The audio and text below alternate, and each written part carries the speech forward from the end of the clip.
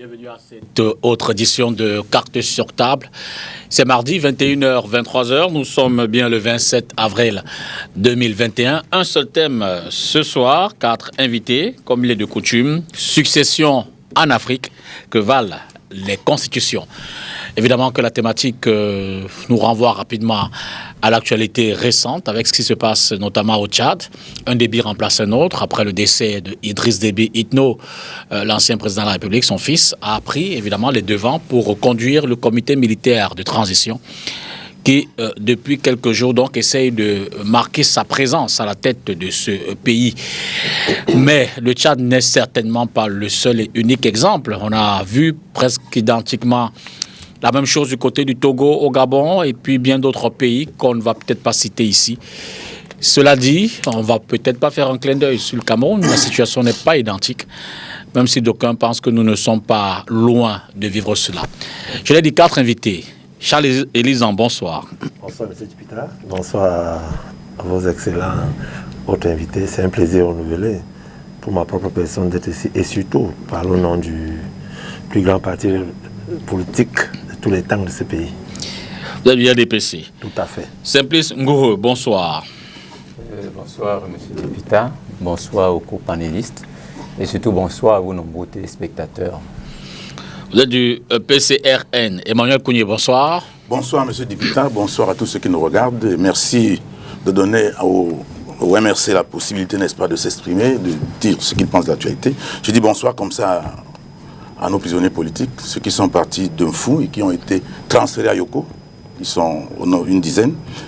Et je leur dis de continuer à tenir bon. La dictature, pour la combattre, il faudrait justement supporter tout cela et qu'ils comprennent que le combat, ils font un bon combat. Et que dans tous les cas, c'est le prix à payer, n'est-ce pas, pour qu'on sorte de la dictature dans laquelle on se trouve. Vous êtes du MRC. Et puis enfin, le docteur Ambroise Luison Essomba, bonsoir. Bonsoir Dipita, bonsoir à tous vos nombreux téléspectateurs. Je voudrais saluer Suzanne Ongré et les autres copanélistes avec lesquels nous allons certainement éclairer la lanterne de nombreux téléspectateurs qui nous regardent. Et merci de la sollicitude de l'invitation. Je commence peut-être par vous, pour planter le décor de cette émission, docteur Essomba. Quand on regarde un peu les constitutions de façon générale en Afrique, peut-être de façon singulière en Afrique francophone, ou encore plus restreinte, celles des constitutions qui se rapprochent un peu du thème de ce soir, qui ont connu ces remplacements, j'ai failli dire génétiques, pour dire de père en fils, quelles peuvent être leur structuration?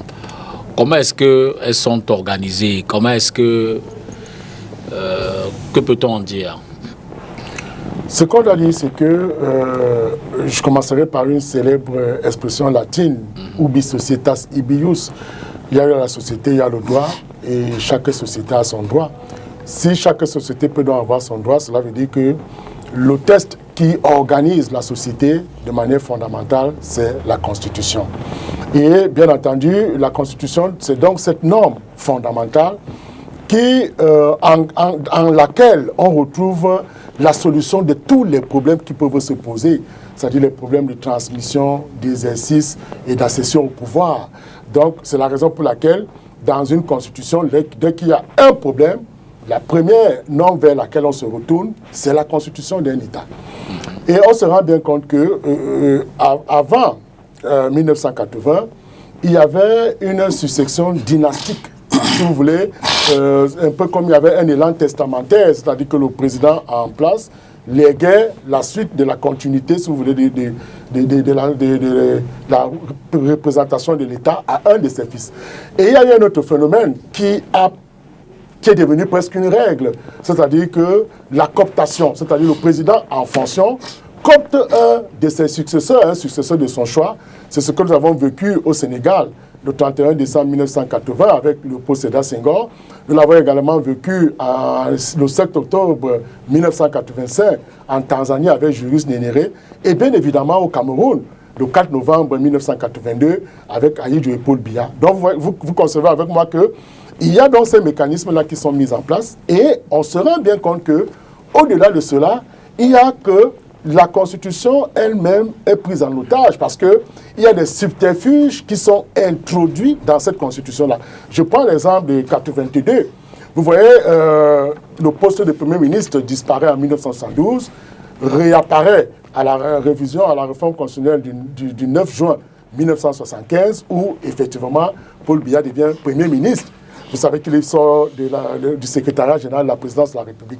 Et en 1975, c'est-à-dire le 29 juin 1975, il y a une révision en ces articles 5 et 7 qui dispose que en cas de départ ou de décès ou d'empêchement définitif du président de la République, c'est son successeur constitutionnel, c'est le Premier ministre. Et vous convenez avec moi que c'est la première fois qu'on voit dans une réforme constitutionnelle qu'on cède le pouvoir à une autorité qui a été nommée, au lieu d'une autorité qui a été élue. Regardez la constitution du Tchad, on dit en cas de décès ou de démission du président, c'est le président de l'Assemblée nationale qui n'ont pas assuré l'intérim, parce que ce n'est pas la bonne expression, mais qui assure la suppléance. Alors, on se rend effectivement compte que depuis un bout, depuis 2000, il y a comme une règle d'or qui asphyxie notre constitutionnalisme africain, c'est que il y a le principe de la longévité au pouvoir et qui se structure autour d'une seule chose, les révisions opportunistes. C'est-à-dire qu'en fait, on ne révise pas la Constitution pour améliorer le système démocratique, pour la pérennité de la démocratie. On la déconsolide, au contraire, mais on renforce les pouvoirs de celui qui est en poste. Ça fait de sorte que ces révisions-là marquent donc une longévité, si vous voulez, à vie des présidents qui sont en poste. Et c'est le problème aujourd'hui de nos constitutions. Je vais chuter pour indiquer que depuis un bout, la règle d'or est devenue la levée du verrou de la limitation des mandats présidentiels. Je vais vous indiquer qu'en 1997, le Burkina Faso et le Sénégal sont rentrés dans la danse en levant le verrou. Mais en 2000, ils se sont rendus compte que c'était très dangereux, non seulement pour la culture démocratique, dangereux pour l'alternance, dangereux même pour les élections. Et en 2000, ils sont revenus à la normale en réintroduisant la clause de limitation. Et vous voyez que depuis 2000, on se rend compte que les pays africains sont rentrés presque dans la même danse. Le Gabon, le Tchad, le Cameroun le 14 avril 2008, ainsi de suite, ça devient un peu comme la règle.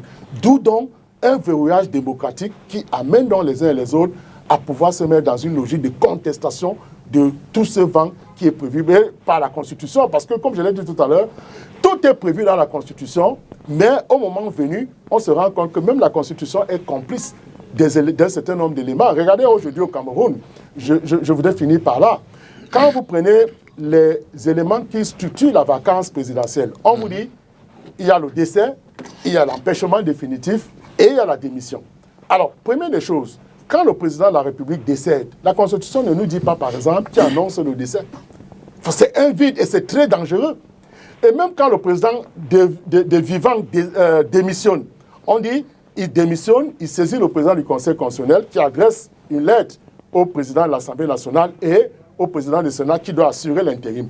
Et quand le président du Sénat prend l'intérim, on ne sait pas quelle formule il doit utiliser. Et devant l'instance devant laquelle il doit prêter serment pour assurer la continuité de la fonction présidentielle. Voilà encore un autre vide. Et même quand il s'agit d'un empêchement définitif, on ne lui dit pas si l'empêchement définitif vient du fait qu'il ne voit plus, il ne mange plus, il ne parle plus. Donc voilà autant de subtilités voilà, qu'il faille régler pour que nous ayons des transitions démocratiques qui se passent dans de bonnes conditions. Vraiment merci pour ce décor planté qui essaie évidemment de décrypter la problématique de ce soir telle que vous l'apercevez. Je rappelle évidemment que vous êtes enseignant d'ailleurs de droit public, donc c'est un domaine que vous maîtrisez du bout des doigts.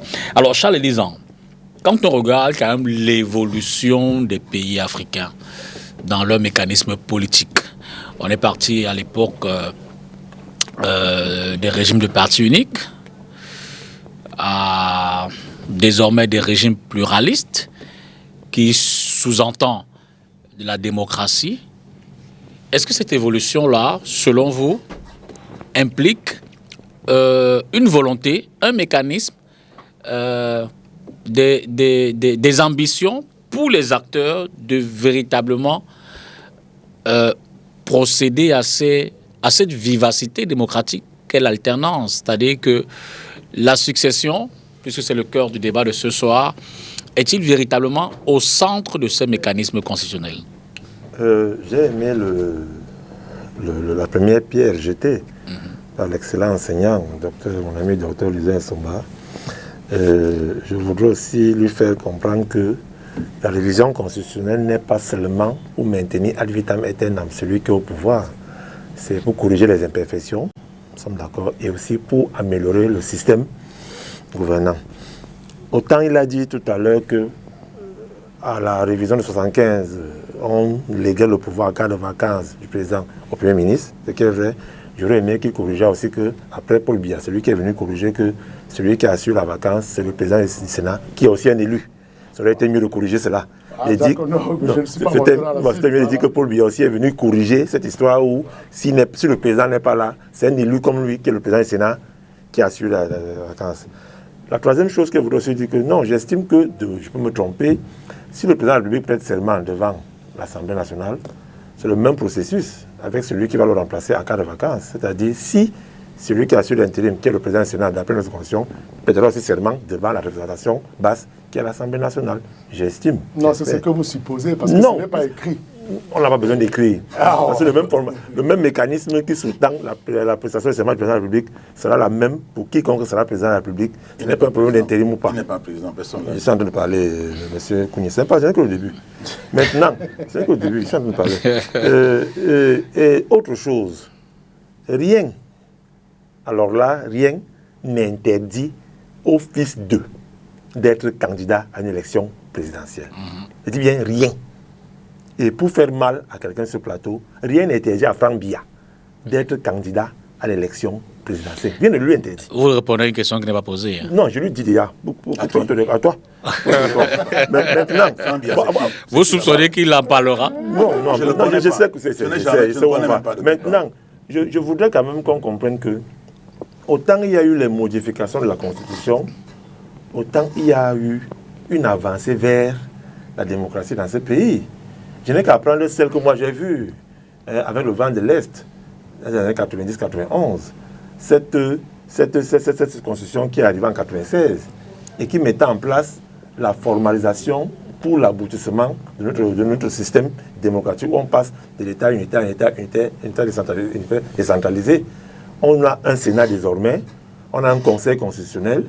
Il y a, comme ça, en ce qui me concerne, une avancée notoire dans la démocratie dans ce pays. Je voudrais aussi continuer en disant ainsi que, comme l'a dit le professeur, chaque société a ses règles. Vous l'avez dit vous-même. Alors, en ce qui me concerne, la constitution au Cameroun peut être améliorée, mais on l'améliore où? C'est là le problème, monsieur Dipita. Où est-ce qu'on modifie une constitution? D'après ce que je sais, c'est de deux manières. Soit c'est à l'Assemblée, c'est-à-dire une assemblée, tu m'as élu, qui a ce rôle, ou alors un groupe d'experts qu'on met en place, d'un commun accord, qui peut rédiger les textes et qui sera adopté soit par le gouvernement, soit par les autres. C'est comme ça que ça se passe. Okay. C'est-à-dire le gouvernement peut rédiger une constitution. Et je vous rappelle qu'il y a des pays dans ce monde qui n'ont pas de constitution, mais qui fonctionnent sans problème. Il y a des pays dans ce monde qui n'ont pas de constitution, mais qui fonctionnent sans. Israël n'a pas de constitution. La Grande-Bretagne n'a pas de constitution, la Nouvelle-Zélande n'a pas de constitution, mais ces pays fonctionnent très bien où il y a un respect des... Chaque pouvoir a sa place. Maintenant, pour terminer, lorsque la constitution de ce pays a été mise en place, la modification de la constitution qui en 2008 lève le verrou, la limitation du mandat présidentiel, comme aujourd'hui c'est soutenu par un excellent enseignant, ça aussi c'est soutenu en 2008 par d'autres excellents enseignants en 2008. Et je voudrais dire ici que si la tendance va vers la non-limitation de ce mandat, il y a aussi une autre tendance qui veut que beaucoup de pays aujourd'hui lèvent ce verrou. La Chine, la Russie, l'Allemagne, la Belgique est en train d'aller vers là, l'Azerbaïdjan, l'Ukraine, le Brésil, plusieurs pays aujourd'hui estiment que pour la consolidation de l'état de droit, pour la mainmise des institutions et ceux qui les incarnent, il faut justement lever ce verrou et que le combat politique, le jeu politique se passe comme il se doit et celui qui peut gagner, gagne. C'est de ça qu'il s'agit. À ce qui me concerne, la non-limitation de mandat présidentiel, ce n'était pas pour Paul Biya, c'était pour que celui qui est président de la République puisse être président et consolider. Vous avez répondu à beaucoup de questions qui n'étaient pas posées, mais cela dit, je reviens à la question avec vous, Emmanuel Kounié, de tout à l'heure. Quand on regarde l'évolution de la Constitution depuis les années d'indépendance, dont on sait que la démocratie n'était pas forcément le mieux partagé des acteurs politiques, est-ce qu'on peut se dire... D'ailleurs, on peut voir qu'on est parti des régimes, vous aimez bien ces termes, dictatoriaux, à des régimes de plus de liberté. Liberté de parole, on est là ce soir, d'expression et autres. Est-ce qu'on peut se dire, et je reviens à la question, que cette évolution traduit quand même la volonté des acteurs de mieux faciliter l'accès à l'autorité suprême? Je dirais d'emblée non. Non, pour la simple raison que ce qui se passe en Afrique depuis les indépendances, c'est que les Africains ne se sont pas encore émancipés de manière à pouvoir, n'est-ce pas, gouverner leur pays comme il se doit par eux-mêmes. Et on constate tout simplement que les Africains, ceux qui nous gouvernent, sont dans ce qu'on pourrait appeler, ils subissent l'effet de mode. Quand il a fallu donner l'indépendance, c'est tout le monde qui a eu l'indépendance presque la même année. Quand il a fallu parler du multipartisme, c'est tout le monde qui appelle le multipartisme presque la même année. Quand il a fallu, après le multipartisme, parler de la limitation des mandats, c'est presque tous les... Vous voulez illustrer quoi? Qu'il y a comme un bouton qui appuie sur... C'est-à-dire qu'ils ne font rien, ils subissent. C'est-à-dire que même quand on parle de la modification de la Constitution, tout le monde commence à modifier à une certaine période. Parce que les gens, ceux qui commanditent, les commanditaires, ceux qui les placent là, leur disent non, nous pensons que pour que nos relations soient bonnes, pour que les accords que nous avons passés puissent rester, il faut faire telle chose. Ils le font systématiquement. Remplacement du président par les fils. En Afrique centrale, chaque président a déjà placé son fils quelque part et n'attend que vous allez en Guinée équatoriale, au Cameroun, au Tchad, c'est presque pareil. Donc, je ne pense pas que ces gens gouvernent. Et puis, quand vous regardez même économiquement, quand on a dit document de stratégie pour la croissance et l'emploi, le Tchad avait le sien, le Cameroun avait le sien, le Togo avait le sien. Au même moment. Quand on a dit émergence, tout le monde a parlé d'émergence au même moment. Alors, vous voulez qu'on donne quel crédit à ce type de personnes qui se trouvent à la tête de l'État, qui sont des garçons de course, qui exécutent ce que les gens leur disent d'ailleurs. Donc, moi, je pense qu'il faut faire très attention. Il faut faire très attention. Et quand j'entends que, non, pour modifier la Constitution, il faut aller à l'Assemblée et tout ça, d'accord, mais il faut savoir que la démocratie représentative a des problèmes. Les gilets jaunes en France, c'est parce que, justement, la démocratie représentative ne semble plus correspondre, n'est-ce pas, à ce que le peuple veut. Les gens pensent qu'il faut réfléchir autrement. Donc, moi, je crois que les gens doivent s'émanciper. Et cette affaire où vous voyez des gens qui sont là, qui attendent qu'on les donne des ordres pour nous amener des histoires du genre modification de la Constitution, limitation des mandats. Ces gens n'ont rien fait. Et puis je vais vous dire, vous ne pouvez pas, personne ne peut être dans une dictature confirmée de 1962 à 82 comme acteur.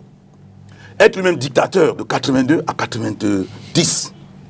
Et puis subitement, se retrouver les vertus d'un démocrate, se refaire une virginité. Et puis on dit qu'il a apporté la démocratie, mais c'est lui qui a apporté la démocratie au Gabon, puisque c'est arrivé le même jour.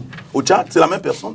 Donc il ne faut pas nous fatiguer avec des histoires comme ça. Ces gens-là, ils sont là pour jouer des rôles, et nous pensons que nos États africains ont envie, n'est-ce pas, de se libérer. Parce que ce qui se passe là, nous ne pouvons pas... Pour nous, on n'est pas des États indépendants. C'est d'autres qui travaillent pour nous, c'est d'autres qui pensent pour nous. Et ce n'est pas possible. Ce n'est pas possible. Vous avez vu au Tchad, quand Idriss Déby est mort, le président français s'est précipité là-bas. Et puis je l'ai suivi encore ce matin, il était avec Félix Tshisekedi. Il disait que, bon, lui il est d'accord que lui n'est pas là pour la succession, mais il pense qu'il faut la stabilité et tout ça, la stabilité, et qu'il n'y ait pas de désordre, etc., etc. Mais est-ce que c'est son boulot? C'est pas son affaire. Et pourquoi lui seulement?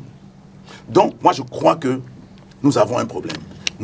Il faut qu'on travaille pour que ceux qui nous gouvernent soient l'émanation du peuple. Ceux qui nous gouvernent ne viennent pas du peuple. Nous, on sait comment les élections se passent chez nous. Et puis, nous ne devons pas nous tromper, nous leurrer les yeux, nous fermer les yeux. Nous savons que quand il y a des élections chez nous, ces élections sont... Mais vous avez été élu, non? Non, élu par qui?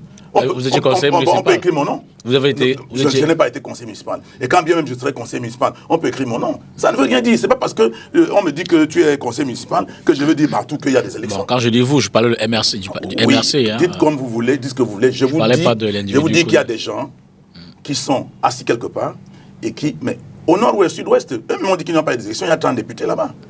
Alors, quand ça se passe comme ça, vous croyez que qui a voté qui là-bas? Le peuple ne se reconnaît pas à travers les gens qu'on a désignés comme députés au nord-ouest, sud-ouest. Ils sont tous à Yaoundé. Donc, je voudrais vous dire qu'il n'y a pas d'élection qui tienne chez nous. Il n'y a pas d'élection qui tienne chez nous. Et puis, ces histoires de... Le peuple camerounais et le peuple africain a envie de s'émanciper, a envie de reprendre son destin. Mais il faut que les Occidentaux nous laissent tranquilles et qui nous permettent de... La relation entre évolution des constitutions et la volonté des acteurs de faciliter l'accès ou alors de permettre que l'accès au pouvoir suprême ne soit pas forcément sous la forme d'une succession. Mais il faut dire en fait que l'avancée démocratique, n'est-ce pas, dans nos pays, ne peut pas être arrimée, n'est-ce pas, à ce qu'on va appeler modification de la Constitution. Charles Élise le disait tout à l'heure, en disant que la révision constitutionnelle n'est pas pour maintenir le président actuel, n'est-ce pas, au pouvoir, non. La réalité est tout autre chose, Charles Élise. Si on prend, n'est-ce pas, la dernière modification de la Constitution, en 2008, ça intervient à ce moment-là exactement. Pourquoi? Parce que le président de la République est pratiquement en fin de mandat. Il faut dire que bien avant cela, en 1996, on venait, n'est-ce pas, de mettre en place une nouvelle constitution, voilà, avec un mandat de 7 ans, rééligible une seule fois. Voilà, ça donnait, n'est-ce pas, la limitation d'âge, n'est-ce pas, au président, 14 ans. Voilà. Donc après les 14 ans, les Camerounais s'attendaient effectivement qu'ils puissent, n'est-ce pas, ne puissent se représenter. Les Camerounais s'attendaient à ce qu'ils ne se représentent. En fait, si l'on doit s'en tenir à la Constitution qui avait été, n'est-ce pas, promulguée en 1996, on s'attendait, n'est-ce pas, à ce qu'ils ne se représentent plus, parce qu'ils avaient fait effectivement ces 2 mandats de 7 ans.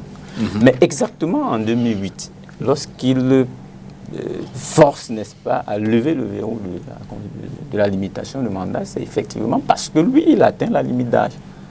Donc c'est par rapport à lui... La limite de mandat ou la limite de mandat, oui, la limite de mandat. Et c'est par rapport à lui que cette modification, n'est-ce pas, a été opérée. Donc il ne peut pas dire d'emblée que la révision, ce n'est pas pour maintenir le président au pouvoir. Il a également affirmé, n'est-ce pas, que autant il y a eu modification de la démocratie, modification de la Constitution, autant il y a eu avancée démocratique. Non mais, M. Zan, est-ce que les modifications qui ont été opérées au niveau de la Constitution ont renforcé le système démocratique au Cameroun? Oui. Le principe fondamental, l'un des principes fondamentaux, n'est-ce pas, de la démocratie, c'est l'alternance. Vous pensez que à jouer le jeu du puri, je peux dire ainsi, c'est-à-dire qu'on a promulgué une constitution qui limite le mandat à 7 ans, rééligible une fois. Lorsque vous arrivez à la fin du mandat, vous changez pour vous maintenir. Vous pensez que c'est démocratique? Oui. Et la preuve, et on va vous le dire, en fait, vous savez, il y a des indices pour savoir en réalité s'il y a avancée démocratique. Pour tout ce qui a été opéré comme modification, on constate aujourd'hui que ça a plutôt amené, n'est-ce pas, les Camerounais à se désintéresser à la chose politique. Ça a plutôt amené les Camerounais à plus de découragement, à des intérêts, de se désintéresser. Et vous savez, il n'y a pas un pays au monde qui se construit avec des fils qui ne s'intéressent pas à la chose publique, qui ne s'intéressent pas à comment fonctionne leur pays. Et c'est le cas au Cameroun. Vous n'avez qu'à voir, n'est-ce pas, un indicateur au niveau des élections. On vous parle d'un potentiel de 17 millions de Camerounais, n'est-ce pas, capables de voter, en fait, qui ont déjà l'âge requis pour voter. Mais on ne vous parle que de 6 millions qui sont inscrits sur les listes électorales et 3 millions qui expriment valablement leur suffrage. Mais quand vous, en tant que politicien, vous restez, vous constatez, vous observez ces statistiques-là, ça ne vous fait pas froid au dos pour dire qu'en réalité, vous avez tué, n'est-ce pas, l'engagement politique dans le Camerounais? Oui. En réalité, il faut dire que ces modifications ont contribué, n'est-ce pas, à faire régresser la démocratie dans nos différents pays, n'est-ce pas, en Afrique. Bon, pour parler même de la Constitution en elle-même, il faut juste savoir, n'est-ce pas, comment ces constitutions sont élaborées. Mais il y a le professeur Titi Sezoua, dans ses déboires, qui a pris, n'est-ce pas, la peine de venir dans les médias expliquer comment la Constitution de 1996 a été élaborée. Mais vous comprenez que ce sont des constitutions qui sont taillées, n'est-ce pas, à la mesure des individus, qui sont faites, n'est-ce pas, pour renforcer un régime présidentiel à outrance, où le président de la République est le maître de tout. Mais ce sont des constitutions qui ne mettent pas... Qui sacrent la fonction suprême. Oui, qui sont éphémères et qui vont mourir avec, n'est-ce pas, le départ des individus. La preuve au Tchad. Vous voyez, au Tchad, aujourd'hui, on est en train de remettre en question tout ce qui a été fait sous Déby. Donc vous comprenez que tout ce qui a été fait sous Déby ne tenait que le temps de durée de vie d'un individu. Et ce n'est pas ce que nous voulons pour nos démocraties ici en Afrique. Nous voulons des démocraties, n'est-ce pas, où la Constitution, effectivement, comme le disait le professeur, constitue le livre de référence pour tout fonctionnement, n'est-ce pas, dans la société, qui doit, n'est-ce pas, transcender les générations, en fait, de manière à ce que, quand un fils naît dans un pays, lorsqu'il grandit, qu'il sache réellement, n'est-ce pas, comment les gens se comportent dans ce pays, qu'ils sachent qu'il y a une conduite, il y a une culture qu'ils doivent, n'est-ce pas, observer, et ceci, n'est-ce pas, de génération en génération. Merci. Les choses ne doivent pas changer, n'est-ce pas, au bon vouloir des individus que nous sommes pour l'instant. Merci. Alors, en voie disons, au regard de l'évolution de ces constitutions, peut-on relever des points de cohérence, sait-on jamais également des points d'incohérence pour aboutir à ces craintes que certains relèvent ici sur le plateau et puis au-delà du plateau, dans ce sens que les acteurs qui ont le pouvoir se battent davantage pour conserver le pouvoir ou tout au moins en cas de succession, que le pouvoir reste toujours dans le giron de ces élites-là. Oui, bien entendu, avant de donner suite à la question que vous me posez, qui est d'ailleurs pertinente, je voudrais faire quelques précisions en indiquant que quand nous sommes dans une république, vous savez, la république, c'est la propriété qui appartient à tous, la res publica, la chose qui appartient à tous. Et vous savez que lorsqu'une succession peut se faire du père au fils, ou du père au cousin, ou de l'oncle au cousin ou au neveu, ainsi de suite, nous restons toujours dans une famille. Et quand, sur le plan républicain, ça pose un problème, parce que cela donne l'idée de ce que nous sommes dans une république monarchique. Non, en même temps, ne donnons pas l'impression que la démocratie interdit. Non, j'en viens. Ah d'accord, pardon, allez-y. Donc, je touchais là l'aspect républicain. Maintenant, sur le plan démocratique, et je l'ai dit hier, si un fils de président est démocratiquement élu, mais c'est tout à fait normal.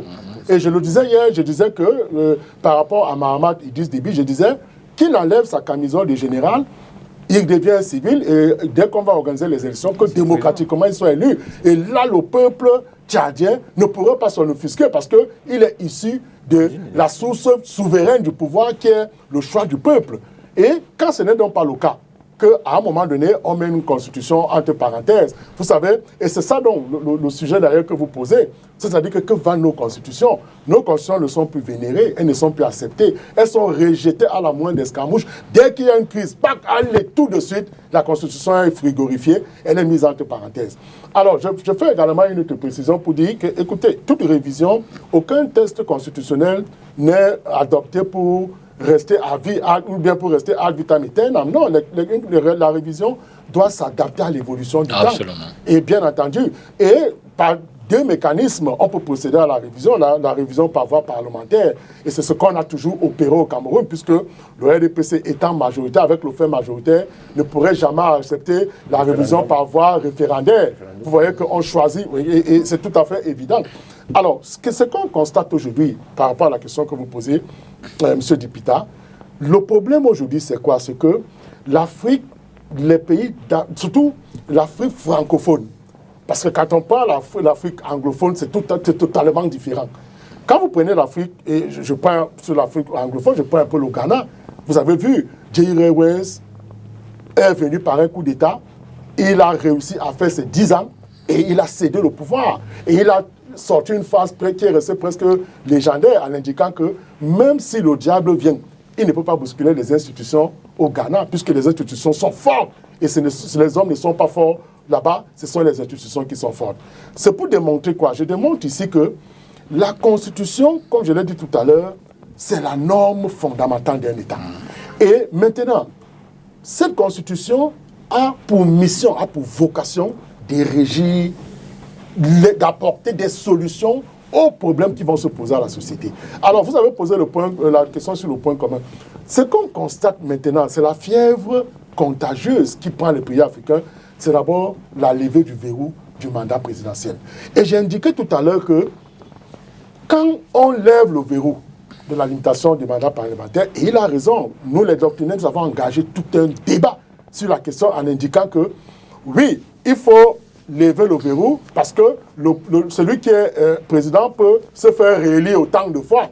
Que c'est antidémocratique que de mettre un verrou. Voilà, donc, il y a donc certains qui soutiennent, et ça je suis d'accord avec eux qui soutiennent que non, c'est bon de lever le verrou parce qu'on permet au peuple de réélire autant de fois le même dirigeant.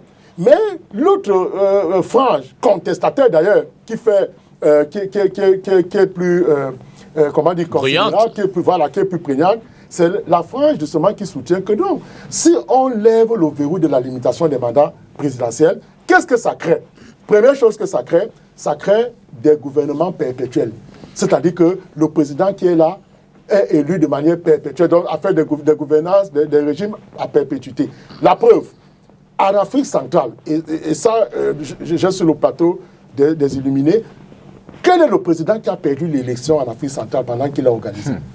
Il n'y a personne.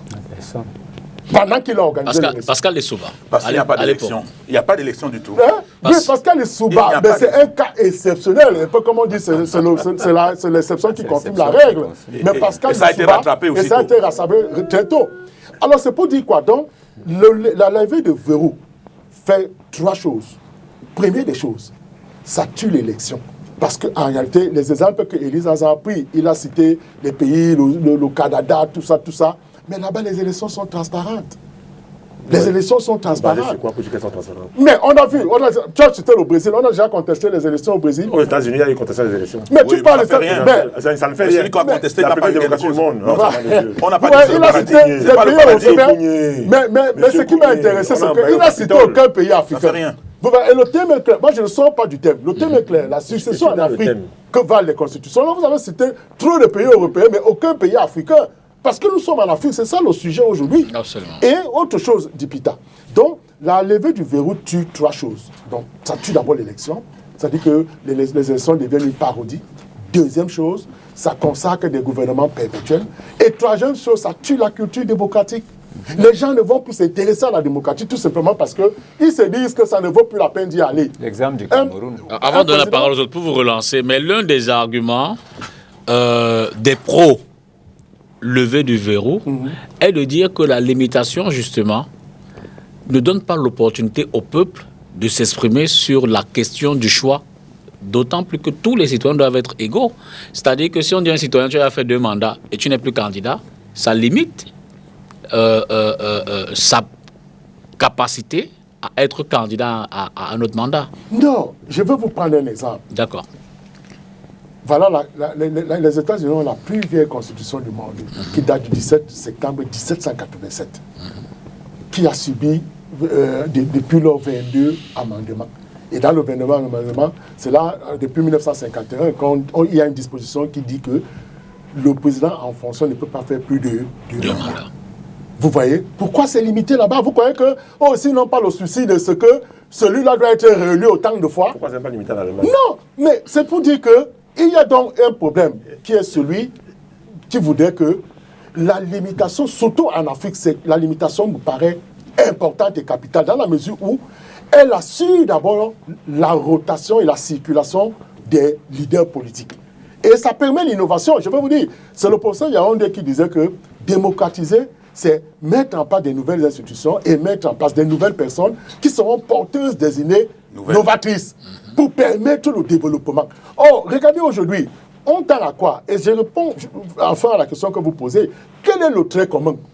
Aujourd'hui, c'est la fièvre constitutionnelle, c'est-à-dire l'Afrique passe des moments déconcertants à travers ces révisions opportunistes de la Constitution aujourd'hui qui est en train de plomber l'Afrique. C'est pourquoi, je crois, René Dumont posait la question de savoir si l'Afrique n'est pas mal partie.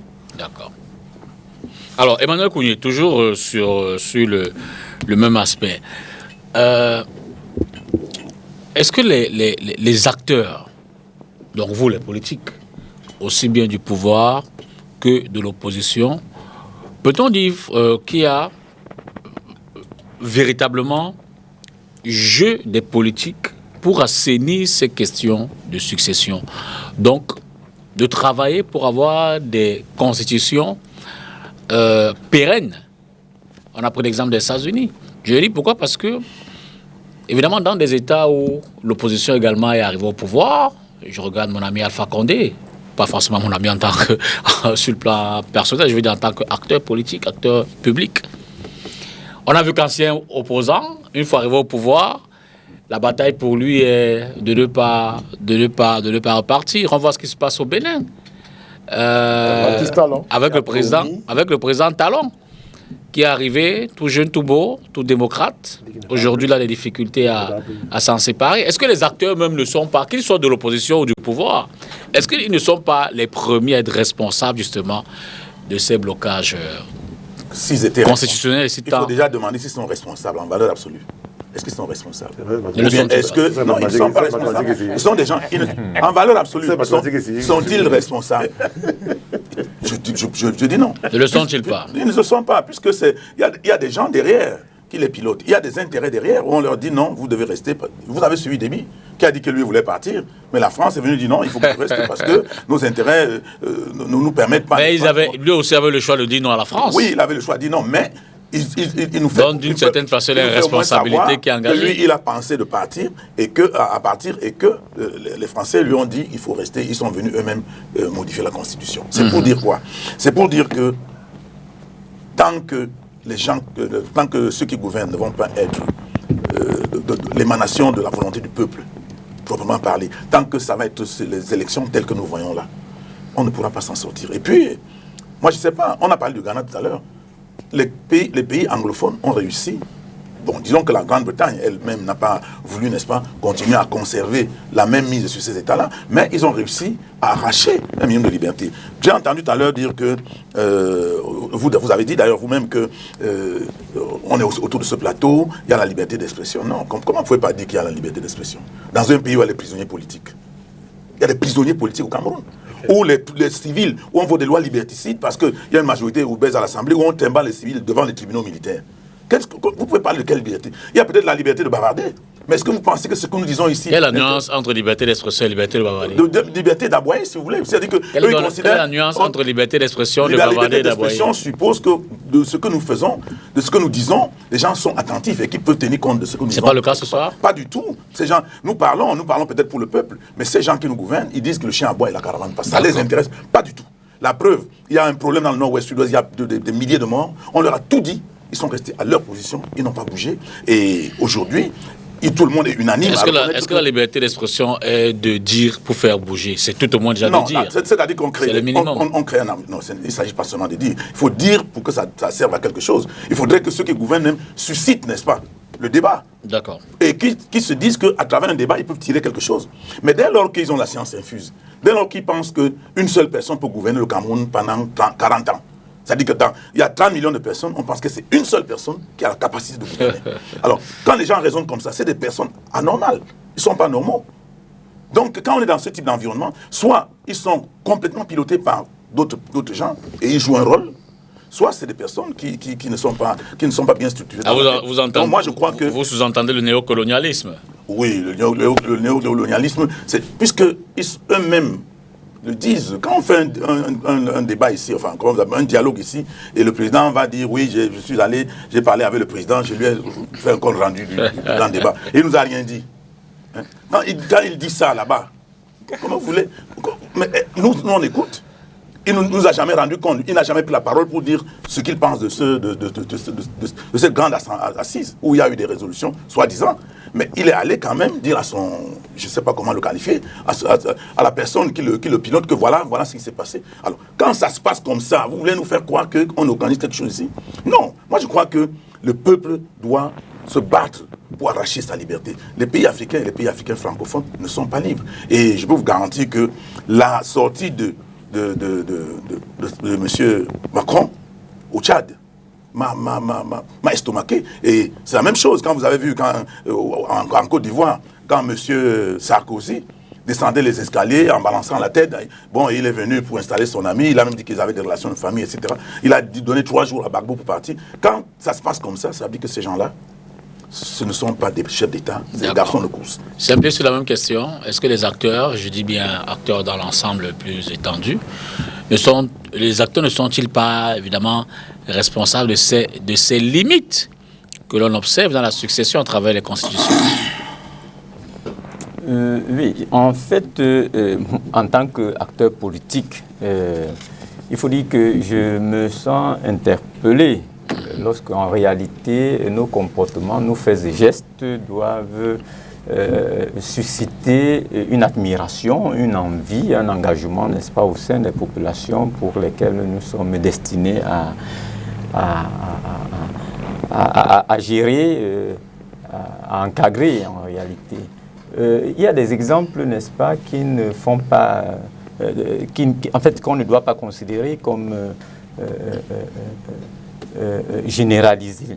Vous comprenez? Donc, lorsque vous parlez de certains acteurs politiques qui étaient hier dans l'opposition et une fois ayant accédé, n'est-ce pas, au pouvoir, pratiquent, c'est-à-dire ont les mêmes pratiques que ceux même qui le critiquaient hier, c'est malheureux, en fait, il faut le dire. Mais, vous savez, nous aspirons vers un idéal dans nos façons de faire dans nos différents pays. Donc il ne faut pas toujours regarder ce qui est mal fait. Il faut se dire que chacun de nous, n'est-ce pas, doit amener sa touche afin que les choses soient faites de la bonne manière. Vous savez, tout à l'heure, je suivais le débat sur lever les verrous, le verrou, la limitation de mandat, c'est-à-dire avec comme une espèce de choix à faire, n'est-ce pas, entre maintenir le verrou ou bien alors lever la limitation de mandat. Non, il faut le dire, nous sommes au Cameroun. Moi, personnellement, n'est-ce pas, je suis un homme de terrain. Je côtoie, n'est-ce pas, les populations au quotidien. Et il faut le dire, depuis 2017, avec, n'est-ce pas, l'opération 11 millions de citoyens que l'honorable Cabral Libye, à l'époque, avait lancé pour susciter, n'est-ce pas, l'engagement politique, pour susciter l'intérêt, n'est-ce pas, à la chose politique dans les Camerounais. Il faut dire que nous sommes toujours préoccupés par le fait que les Camerounais doivent participer. C'est très important. Parce que rien ne peut se faire en dehors du peuple. Rien. Mais vous voyez, il y a, comme c'est le cas dans notre pays aujourd'hui, des personnes qui estiment qu'ils peuvent, n'est-ce pas, diriger un pays de manière superficielle. C'est-à-dire diriger sans pouvoir tenir compte des réalités du peuple à la base.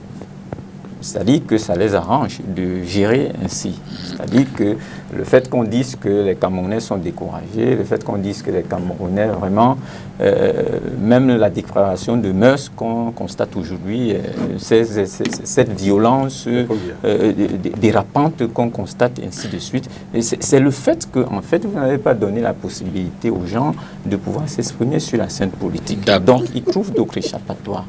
Mais lorsqu'on le dit, pour eux, ça ne leur dit rien. Ça, ils sont à 37. Mais il faut dire que nous sommes préoccupés, principalement au PCR, nous sommes préoccupés de ce que tout doit commencer par la participation populaire. Il faut, n'est-ce pas, une participation massive des citoyens à la chose politique. D'accord. Parler de la limitation de mandat, mais ce n'est que normal. Monsieur Dipita, vous êtes ici, vous travaillez en tant que journaliste. Vous ne pouvez pas travailler éternellement. Vous avez, n'est-ce pas... Je voudrais relever néanmoins un aspect bien précisé par le docteur Luzin Somba tout à l'heure, pour dire qu'évidemment, la Constitution, son implémentation épouse également l'environnement. Parce qu'il y a des pays qui n'ont pas cette limitation. Élise en parlait de l'Allemagne. Tout à l'heure. Donc, bref, à titre d'exemple. Il y a des élections transparentes là-bas. Vous ne pouvez pas voler les élections et dire qu'on ne doit pas donner les mandats. Angela Merkel qui fait 22 ans au pouvoir, les élections transparentes. Monsieur Dipita, en fait, il y a... J'apportais juste une précision. Vous savez, il y a une préoccupation, n'est-ce pas? Il y a une préoccupation au niveau, n'est-ce pas, de la limitation de mandat. Vous savez, il y a des gens qui disent, ah ben, l'essentiel, c'est qu'on ait le bien-être. C'est-à-dire, si on a le bien-être, si on vit suffisamment, on a le président peut rester là-bas. Le président peut rester, il n'y a pas de problème. Le problème, en fait, c'est que il n'apporte pas, c'est-à-dire ceux qui sont là et qui perdurent au pouvoir, n'apportent pas les solutions aux problèmes réels des Camerounais, pour ne pas que parler du Cameroun.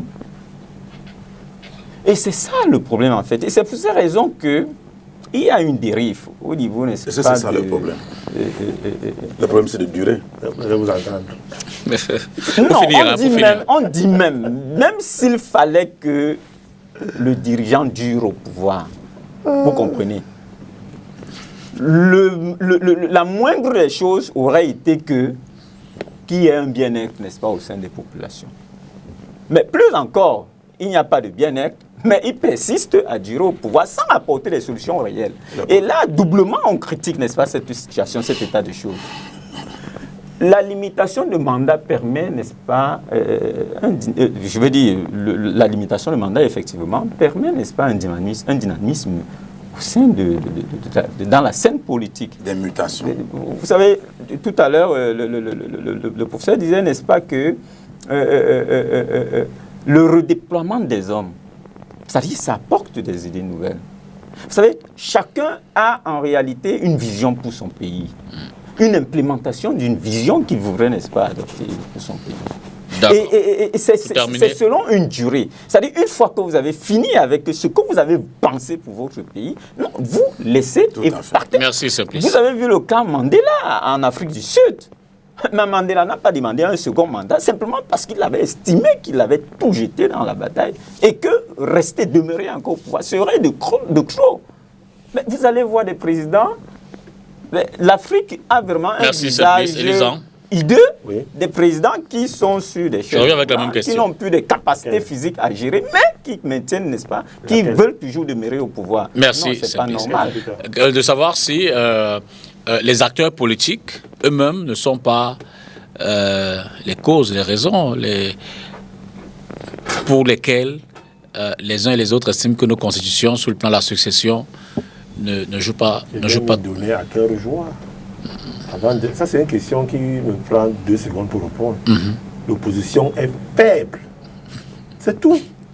Ils vont vous tourner. Le pouvoir est fort, avec les armes partout, avec des gens prisonniers politiques. Qu'est-ce qu'il parle de ce monsieur? Non, c'est le pouvoir qui est responsable du pouvoir qui fait du banditisme. Pas tout ça à la fois. Il faut le dire. Vous avez l'armée, vous utilisez l'armée à temps et à contre-temps. On amène les civils au tribunal militaire et l'opposition est faible. Emmanuel, vous aurez votre temps de parole tout à l'heure. Il ne faut pas qu'il dise n'importe quoi. Il s'égare là, ce monsieur. Oui. On a les opposants comme les Kouniers. Vous voulez que Biya mourir au pouvoir. On a le pouvoir, des gens au pouvoir comme les Biya et toi. Vous comprenez quoi? Vous faites quoi au pays? Vous amenez la résilience. Un pays où on célèbre la résilience. Vous avez vu ça où? Emmanuel Kouni, votre temps de parole dans 1 minute. C'est pas possible ça. Allez-y. Égare-toi. Et c'est ça notre opposition. Où vous avez un individu qui boycotte des élections. Quelle élection? Et qui arrive quelques mois plus tard pour s'asseoir avec ceux qui ont été élus au cours de cette élection pour modifier la Constitution.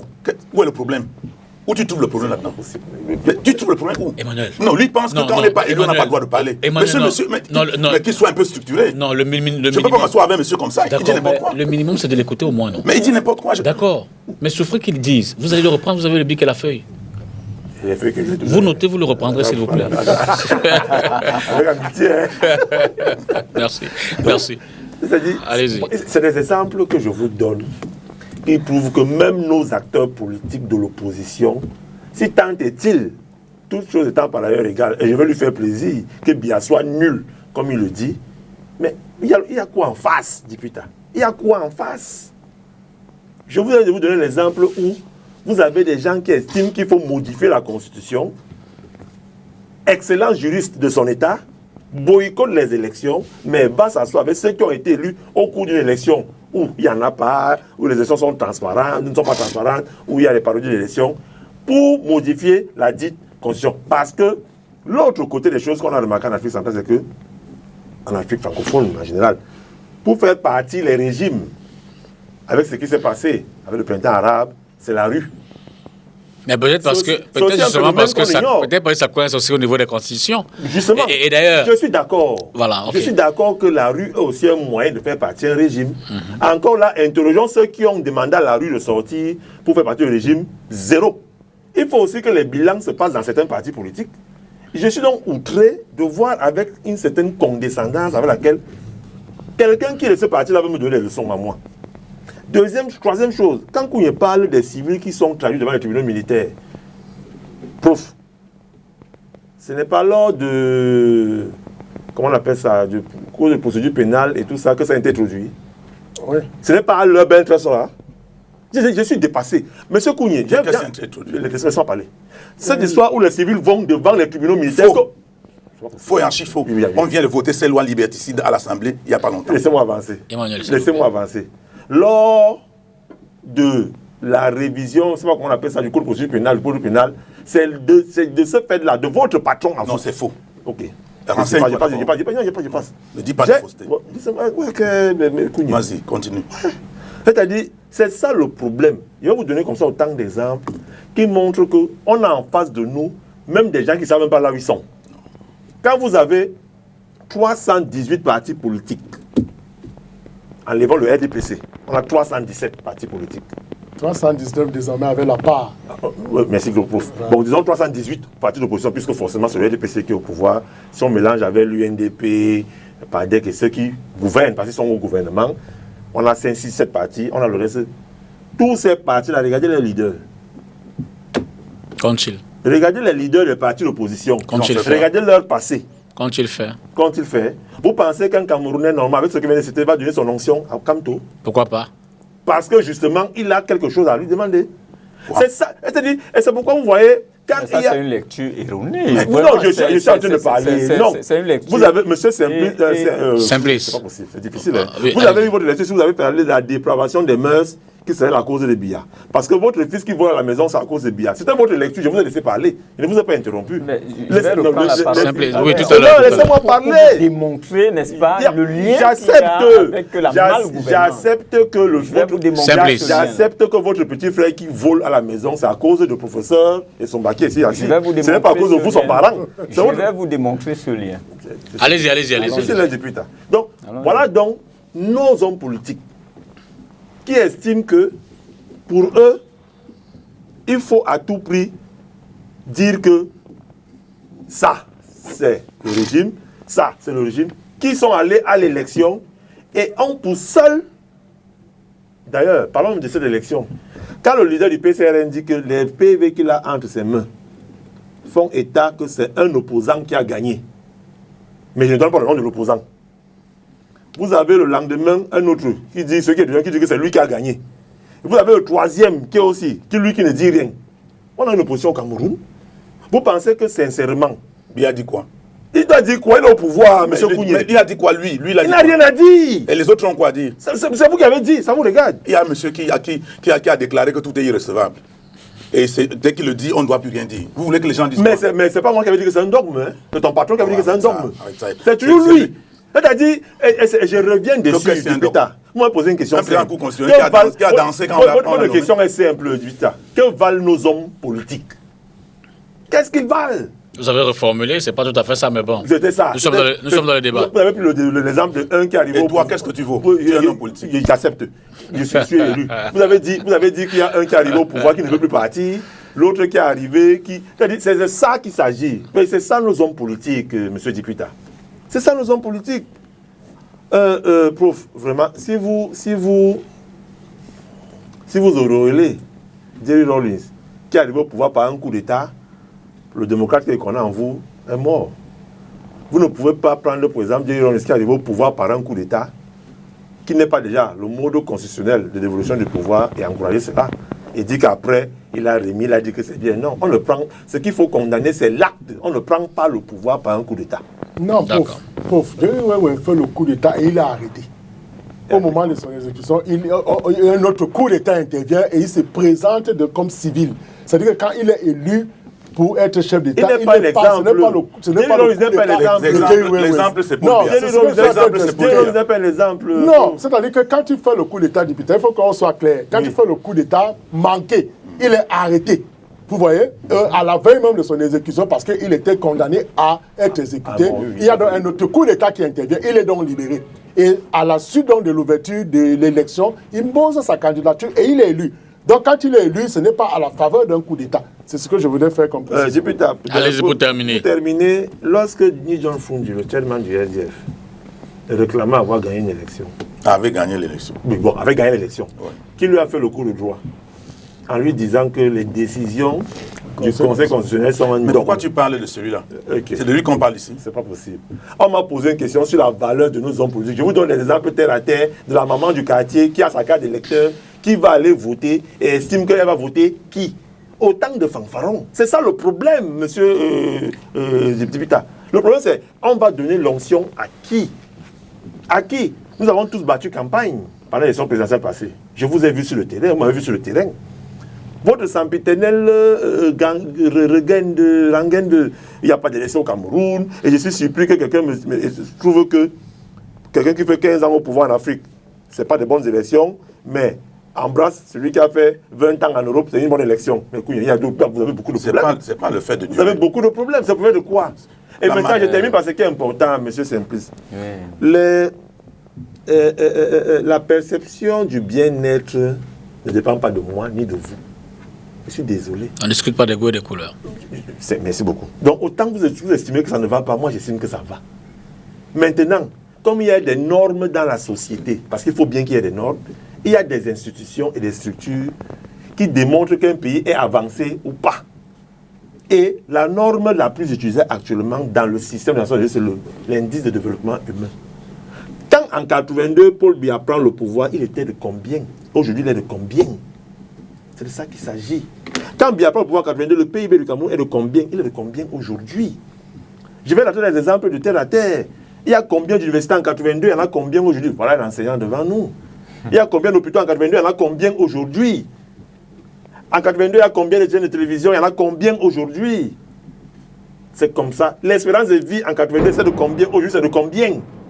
Voilà comment ceux qui veulent venir investir au Cameroun, qui veulent apporter de l'argent, de la plus-value, de la richesse, regardent un pays pour voir s'ils vont déposer leur argent et que ce pays soit développé ou pas. Ce n'est pas ce que Simplice pense, ce n'est pas ce que j'en pense.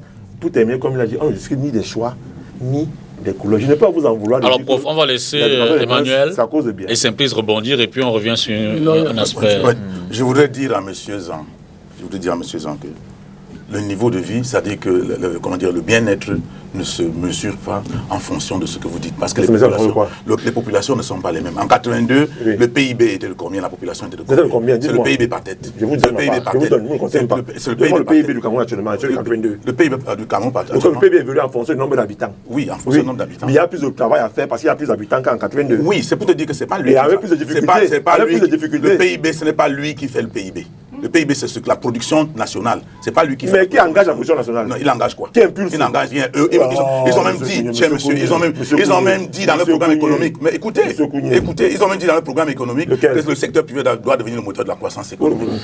Vous comprenez? Ça veut dire que l'État, ils ont pensé à un moment donné que le secteur public pouvait porter la croissance. Ils se sont rendus compte qu'ils sont trompés dans leur torchon. Ils ne sont pas trompés. Tous les pays post-coloniaux pensaient que c'est l'État qui crée la croissance, c'est normal. Oui, justement, parce qu'on est dans une économie de marché, c'est plutôt le secteur privé qui doit porter la croissance. Je vous informe. Personne n'avait le choix. Je vous informe donc Nul n'a le choix. Vous ne pouvez pas Même dire les ça. pays anglo-saxons croyaient que c'est l'État qui va C'est porter la faux, croissance. parce que Oui, pendant ce temps, au oui. Nigeria, les gens se comportaient différemment chez Comment? monsieur. Comment? Le président Obasanjo, quand il Qu'est-ce était au qu'il a pouvoir, fait? Oui. il s'est rendu compte que, justement, le gouvernement ne pouvait pas, dans les années 2000, le secteur public ne pouvait pas, il a décidé de créer 50 milliardaires, cher monsieur. Il a aidé, n'est-ce pas, les opérateurs économiques à devenir des industriels en les finançant. Les hommes d'affaires camerounais ont été créés comment?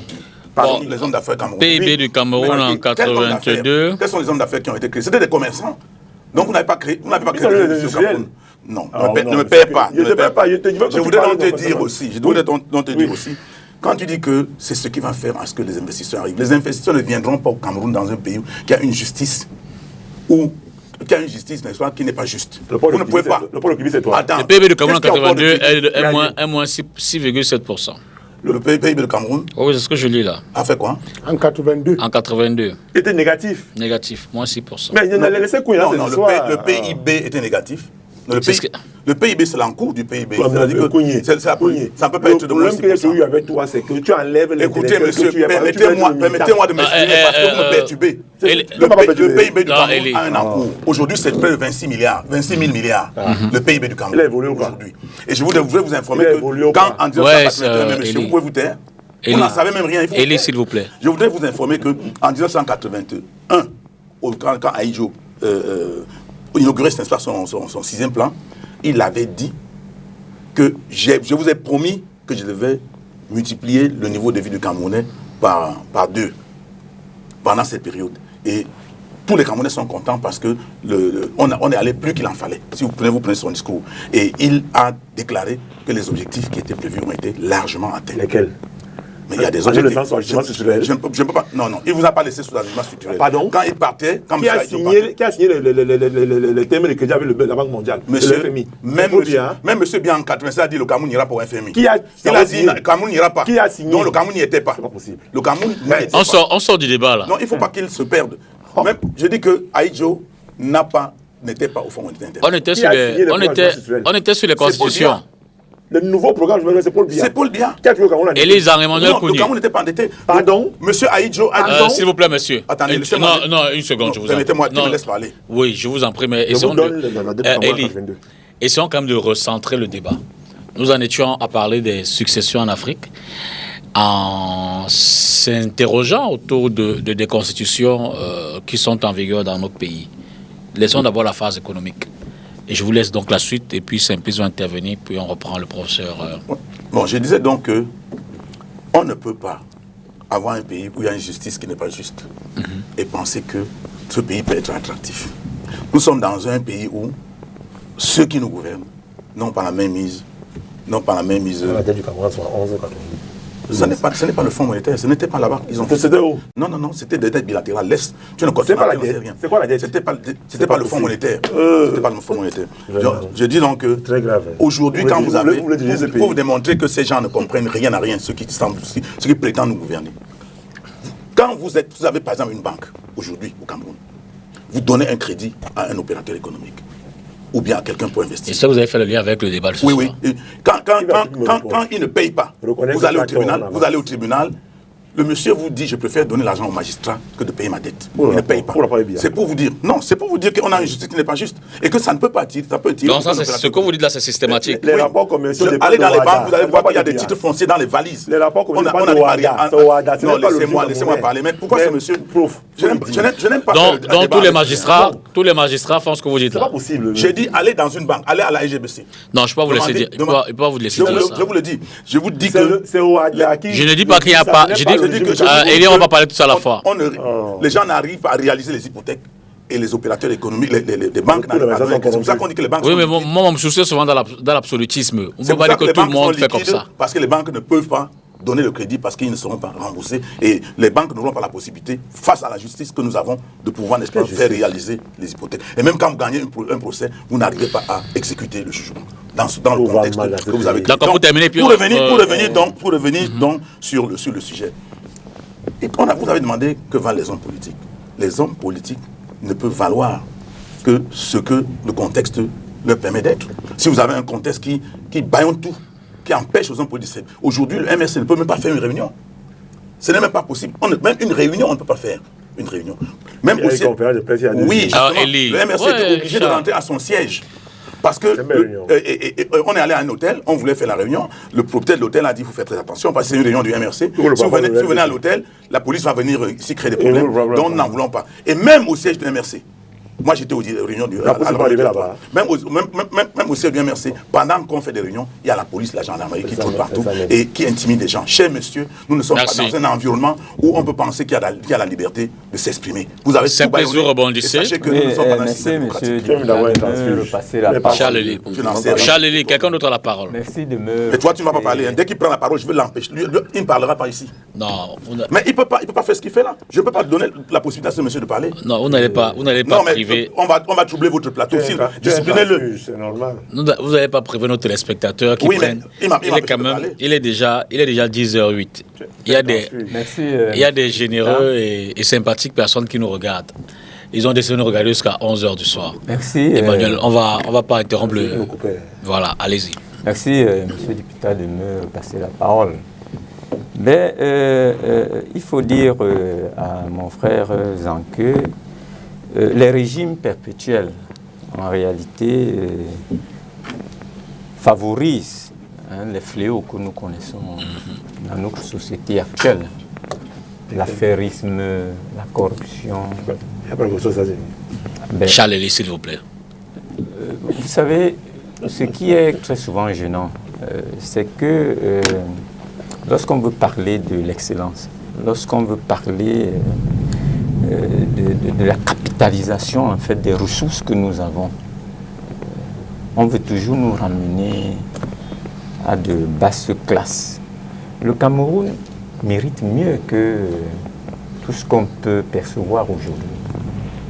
Ce dont nous parlons, c'est de l'excellence, c'est de l'utilisation, n'est-ce pas, de toutes les ressources que nous avons. Et le Cameroun en a énormément.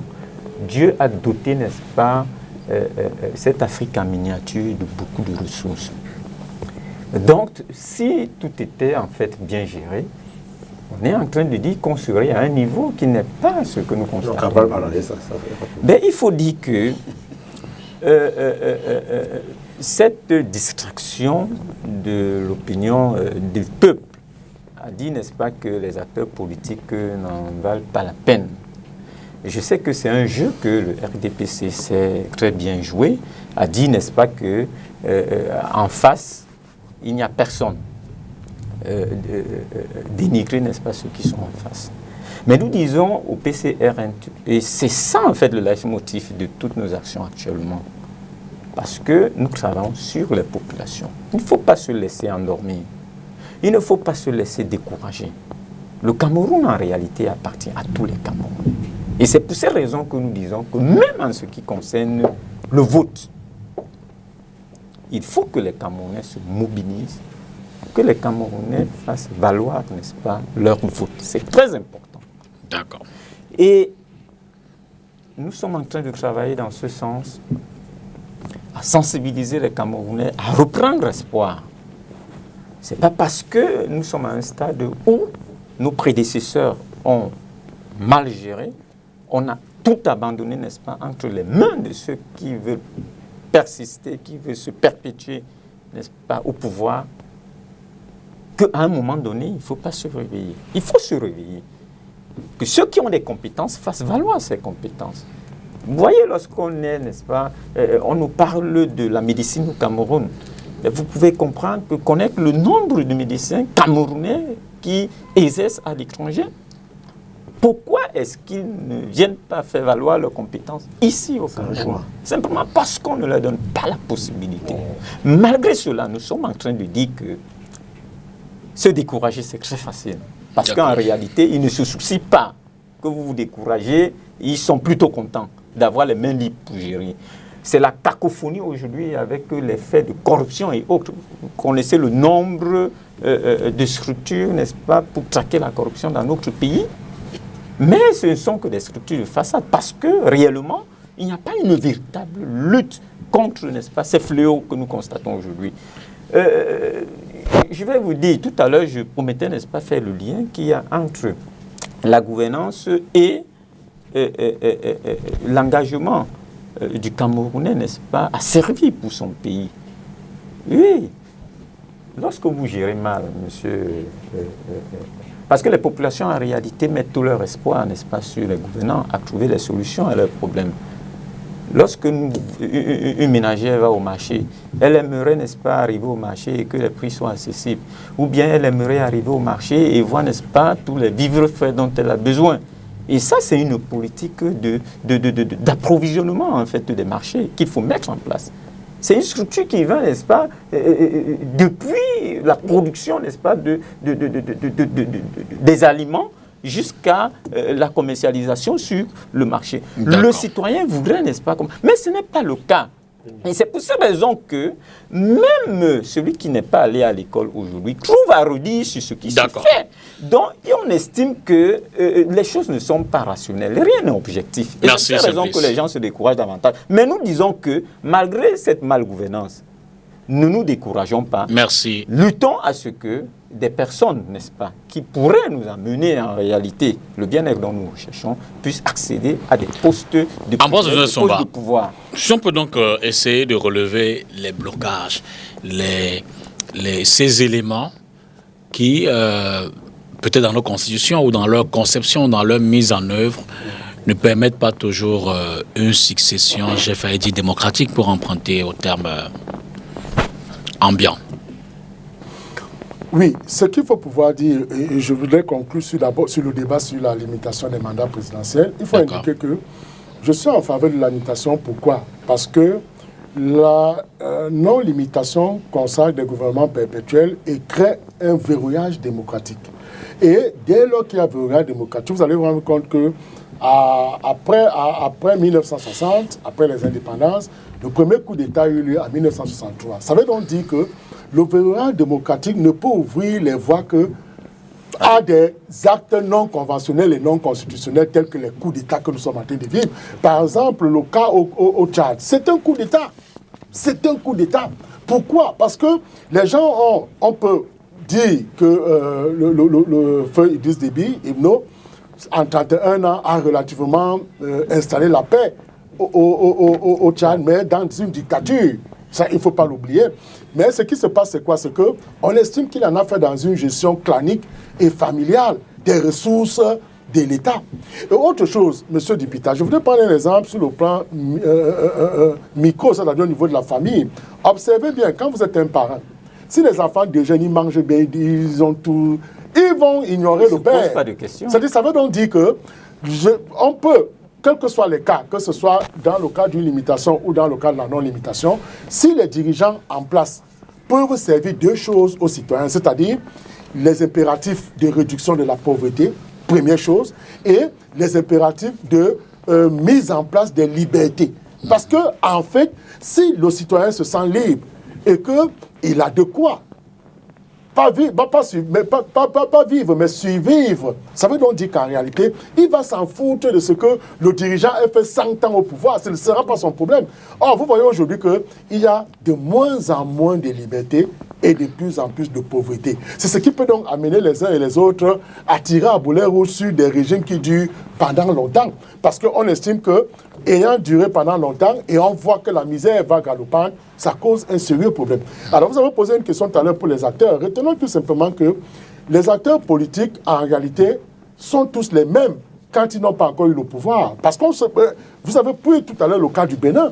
Patrice Talon est une déception. On l'a vu. C'est-à-dire que quand il est venu au début de ses mandats, je crois la première législature, quand il fait les premiers 5 ans, la deuxième fois, il gagne. Et il m'a particulièrement intéressé parce qu'il avait par exemple dit, au lieu de mettre ma photo derrière, mettez plutôt la photo de vos femmes, de vos enfants. Au moment de signer, vous les observez. Mais je suis surpris que plus tard, il y a un retournement, un rétropédalage de ce monsieur qui, aujourd'hui, n'honore pas l'Afrique. Donc, c'est pour dire quoi? Les acteurs politiques, et vous avez vu aujourd'hui, monsieur Dipita, l'une des faiblesses, et là, je peux être d'accord avec Elisa Zaza sur ce pan-là, que l'une des faiblesses aujourd'hui de notre opposition, c'est cette incapacité à mutualiser les forces. Vous voyez, pour venir à bout. Et tout simplement pourquoi? Parce qu'en face, il y a un pouvoir qui a la capacité de phagocyter. C'est-à-dire que les différents leaders Vous voyez aujourd'hui, vous avez vu l'autre jour, le seul fait qu'on annonce que les différents partis vont s'asseoir pour essayer de réfléchir, penser sur le code électoral, pour la mise en place d'un nouveau code électoral. Vous avez vu ce qui s'est passé. Donc l'État peut utiliser donc ces moyens. C'est vrai, il y a cette faiblesse structurelle et conjoncturelle des partis de l'opposition qui n'arrivent parfois pas à mutualiser les forces. Mais retenons aussi qu'en face, il y a une grosse mastodonte qui utilise des stratégies. On le voit. Et les moyens de l'État. Parfois pour venir à bout. Alors c'est pour dire quoi, Dipita? Retenons tout simplement que, et ça je le disais hier, vous savez, si les hommes ne peuvent pas changer les hommes, il faut pouvoir compter sur les événements et sur le temps pour que les choses changent. Ah oui! Ah oui! Voilà les événements aujourd'hui qu'on vit, par exemple, qu'on vit au Tchad. Voilà un coup d'État. C'est incontournable. C'est incontournable, ça vient pourquoi? C'est la vie. Je présume que vous avez plus d'informations sur la thèse au coup d'État. Mais c'est un coup d'État. Non, c'est un coup d'État. Je n'en sais pas plus que cela. Écoutez, quand c'est... Un président assassiné, est-ce que vous pensez... Mais ça, c'est simple. Un président assassiné au front. Quand c'est l'œuvre, écoutez, selon la version officielle. C'est l'œuvre du peuple. C'est une par des rebelles. Mais quand c'est actionné par un corps constitué comme l'armée, ça devient un coup d'État. C'est l'armée qui a liquidé le président. Mais bien entendu, bon, c'est pas le débat. On voit aujourd'hui le conseil militaire qui est mis en place. C'est une expression forte de ce que c'est l'armée qui est mais le pays est en guerre. Oui, mais le pays est en guerre, mais ça ne pèse pas. L'armée dit que Déby est mort au front. Non, mais Dipita, on peut prendre une mesure d'exception ou un état déclaré, proclamer un état d'urgence ou un état d'exception. On n'a pas besoin de passer par un conseil militaire. Et vous voyez qu'aujourd'hui, si vous avez suivi les dernières informations aujourd'hui au Tchad, le peuple est en train de se mobiliser pour dire que cette affaire va revenir aux civils. Parce qu'il faudrait qu'on arrête cela. Alors, c'est donc pour dire que, Dipita, nos constitutions, je continue à le dire, sont devenues des épouvantails. C'est-à-dire qu'en réalité, dès que quelqu'un vient au pouvoir, la meilleure chose qu'il puisse faire, c'est de se tailler la part l'une pour davantage perdurer et durer en fonction. Or, durer en fonction n'est pas un exploit. Si vous pouvez y rester, et je le disais tout à l'heure, si vous pouvez y rester pendant longtemps et que le peuple se retrouve en train de mieux vivre et en train d'avoir un peu de liberté, je pense que c'est là que le tour est joué. Voilà. Élisant. Non, en ce qui me concerne, il n'y a aucun lien. Il n'y a aucune corrélation nette et claire entre un régime qui ne fait pas que son pays vive bien et les populations qui aspirent à le faire tomber. Parce que je peux aussi prendre des exemples où les régimes font bien leur travail, mais il y a pourtant des élections où les gens estiment que cela doivent partir. Je ne trouve, c'est-à-dire, c'est clair. Deuxième chose, je ne pense pas que les coups d'État en Afrique soient forcément l'apanage du fait que les présidents mettent long au pouvoir. Le Nigeria a une limitation de mandat présidentiel. Mais c'est le pays qui a connu le plus le coup d'État en Afrique. Avant qu'on limite les mandats. Avant qu'on limite les mandats. Il ne faut pas dire des choses qui ne sont pas justes. Avant la limitation des mandats. C'est d'ailleurs les coups d'État qui ont poussé à ce qu'il y ait les limitations de mandats. Donc, mets de l'ordre dans ce que tu dis. Donc, au Nigeria, le président peut faire 1000 ans, s'il veut. Non. Depuis qu'on a limité les mandats, il n'y a plus le coup d'État. Sois cohérent. C'est limité. C'est limité. À quelle année? Je dis que depuis qu'il y a la limitation de mandat, il n'y a plus de coup d'État au Nigeria. Donc, ce que je dis, les pays anglo-saxons en Afrique... Depuis Babangida, il y a encore eu coup d'État là. Mais il dit des contre-vérités. Non. Avance. Je ne dis aucune contre-vérité. Je ne dis aucune contre-vérité. Élisant la parole. Monsieur, il me comprend très bien. Non, tu me dis. J'accepte. C'est les pays anglo-saxons en Afrique qui ont connu le plus de coups d'État. En Afrique. C'est les pays anglo-saxons. Daniel Ndo au Libéria. C'est le pays anglo-saxon. Mais dans tous ces pays, il y a limitation de mandat. C'est fini là. C'est fini. C'est pas là le problème. Elisa, ça va. Tu vas dans l'histoire. On n'a pas de. C'est ça l'histoire. C'est raison. C'est pas de ça qu'il s'agit. C'est ça qu'il s'agit. Il s'agit de ce qui se passe au Tchad. Le Tchad, c'est aussi l'histoire qui s'est passée hier. Ça nous apprend beaucoup de choses. Allez-y, Eli. Donc, autant je suis contre vous dans le fait que vous estimez que les coups d'État forcément viennent du fait que les gens mettent l'homme au pouvoir. Je vous donne aussi des exemples où les gens ne mettent pas l'homme au pouvoir. Il y a des coups d'État. C'est la même chose. Deuxième chose, oui. Deuxième chose, vous me parlez des pays où, parce que le mieux-être, le mieux-vivre par le régime en place n'est pas perceptible, n'est pas palpable, et c'est pourquoi les populations ont toujours tendance à sortir. En France, il y a un mieux-vivre, il y a les gilets jaunes, ça fait 3 ans qu'ils sont dehors, les gilets jaunes. Mais il y a un mieux-vivre là-bas. En fait, mon problème, c'est que je vais vous amener vers le fait que l'être humain en lui-même... Le mieux-vivre, c'est par rapport... C'est le problème. Non, c'est pour faire vous voulez tout mettre dans le plan politique. Je vais vous faire comprendre que l'être humain en lui-même a toujours besoin de s'émanciper. Ça, c'est- L'être humain a lui-même. D'où l'ingéniosité qu'on Que vous attend des souhaitez, politiques vous donnez tout ce que vous le voulez, pour répondre à il a cette toujours insatisfaction. besoin de partir. Bien sûr. Voilà. Parce qu'on voit ta tête infiniment, on est fâché. Et on peut se voir ta tête, on ne veut pas te donner cette place. Donc, vous allez cesser de vous présenter devant nous pendant Autant de 40 choses. ans, cher monsieur. Maintenant, quand vous me dites que quand le professeur dit que, par exemple, la coalition qui se tient entre les différents acteurs politiques, mais prof, ce n'est pas le gouvernement n'a rien à y voir dans la saleté qui se passe entre Maître Alice comme et Cabral. Non. Qu'est-ce que tu appelles ça? Non. Non, je suis en train de parler. Non. C'est-à-dire, voilà des gens qui sont censés être ensemble. Je suis dans le sujet, monsieur Oui, mais Jupiter. Voilà des gens qui sont censés être ensemble pour une cause commune. Mais pour des couacs, se retrouvent en train de s'engueuler par personne interposée, s'envoient des messages alors qu'ils devraient être ensemble. C'est pour vous faire comprendre que je défends mon parti. Parce qu'on me fait comprendre que mon parti est la cause du fait que, non, on n'a pas besoin d'être dans vos shows parce que vous-même, entre vous, ne vous entendez pas. Pourquoi vous qu'on s'entende? Ok. On n'a pas besoin de s'entendre. Tout le monde dit quoi là?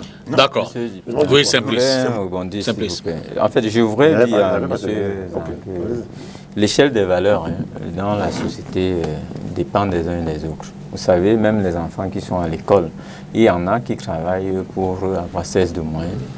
Il y en a, lorsqu'ils ont 10 de moyenne, sont contents.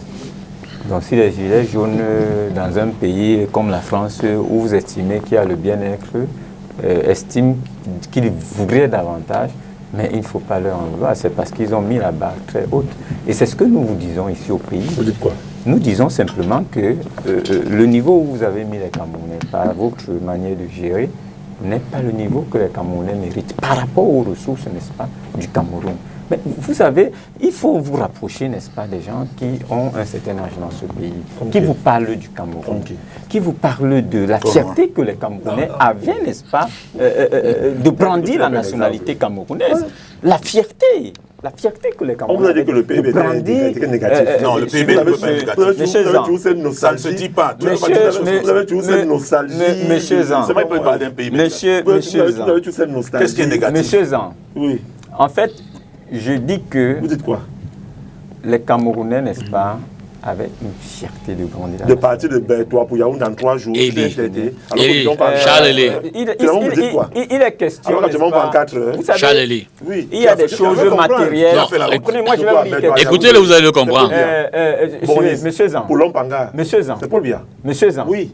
Vous savez, Donnez-moi les exemples. il y a des- Laissez-moi les vous savez, formules philosophiques. un pays, Charles Élie. un pays, Non, il faut que vous compreniez. un pays Oui. se construit d'abord de manière immatérielle. C'est dans la tête. Bon, Vous comprenez. ça c'est toujours la Vous comprenez? doctrine. C'est-à-dire Alors c'est que... très palpable. Bon, je vais revenir... Pour aller Oui, allez-y, allez-y. à Bertois, on faisait 4 jours sur Aïdjo. Vous avez fait pour les parents dont tu parles. Vous avez fait 40 ans. On fait 4 maintenant. Après 40 ans. Maintenant, ça fait 40 ans. Ouais. Vous êtes donc inconsistant, incohérent. Élie, Charles, Voilà. vous n'avez pas la parole. Non, Ils m'ont coupé quand ils prennent la parole. Donc, Allez-y, allez-y. je fais un exemple seulement. Il faut dire que, au niveau, n'est-ce pas, de la Constitution, puisqu'on parlait de la Constitution, il y a l'opposant tchadien, effectivement. Il y a un opposant tchadien, je crois que c'est Kezebo. Kezebo, qui, lorsqu'on lui parle du respect de la Constitution, parce qu'en fait, il faut le dire, le principe, c'est qu'il faut respecter la Constitution. C'est la boussole, c'est la Non, référence. c'est la Constitution. En matière de fonctionnement, comme le professeur l'a dit tout à l'heure, c'est-à-dire que la Constitution règle en réalité tous les problèmes. C'est-à-dire lorsqu'il y a un problème qui échappe peut-être à l'entendement des différents acteurs, on se réfère à la Constitution. Le principe, c'est le respect de la Constitution. Sauf que dans nos pays où la Constitution est faite, n'est-ce pas, d'une certaine façon, je suivais, n'est-ce pas, cet acteur tchadien qui relevait que... Yaya Djilo. Non, pas Yadil. C'est Kezebo. D'accord, Kezebo. Kexabo. d'accord. Oui. Kexabo. Qui disait que pour rien au monde, il n'est pas question de respecter la Constitution parce qu'en réalité, c'est cette Constitution qu'ils ont combattue depuis quand Idriss Déby, n'est-ce pas, était au pouvoir. Parce que la Constitution, n'est-ce pas, a été mal conçue, taillée à la mesure d'un individu. C'est cette Constitution, n'est-ce pas, qu'ils ont passé le temps à combattre. Donc inutile de dire aujourd'hui qu'on va respecter la Constitution. Qui va, de manière, n'est-ce pas, institutionnelle, mettre un Idriss Déby bis au pouvoir pour perpétuer en fait le système qu'ils ont combattu. J'ai trouvé cela très pertinent. Donc il faut interpeller, et ça c'est une interpellation. Et ça c'est un crime pour dire que en réalité nous sommes dans notre pays, le Cameroun c'est le nôtre.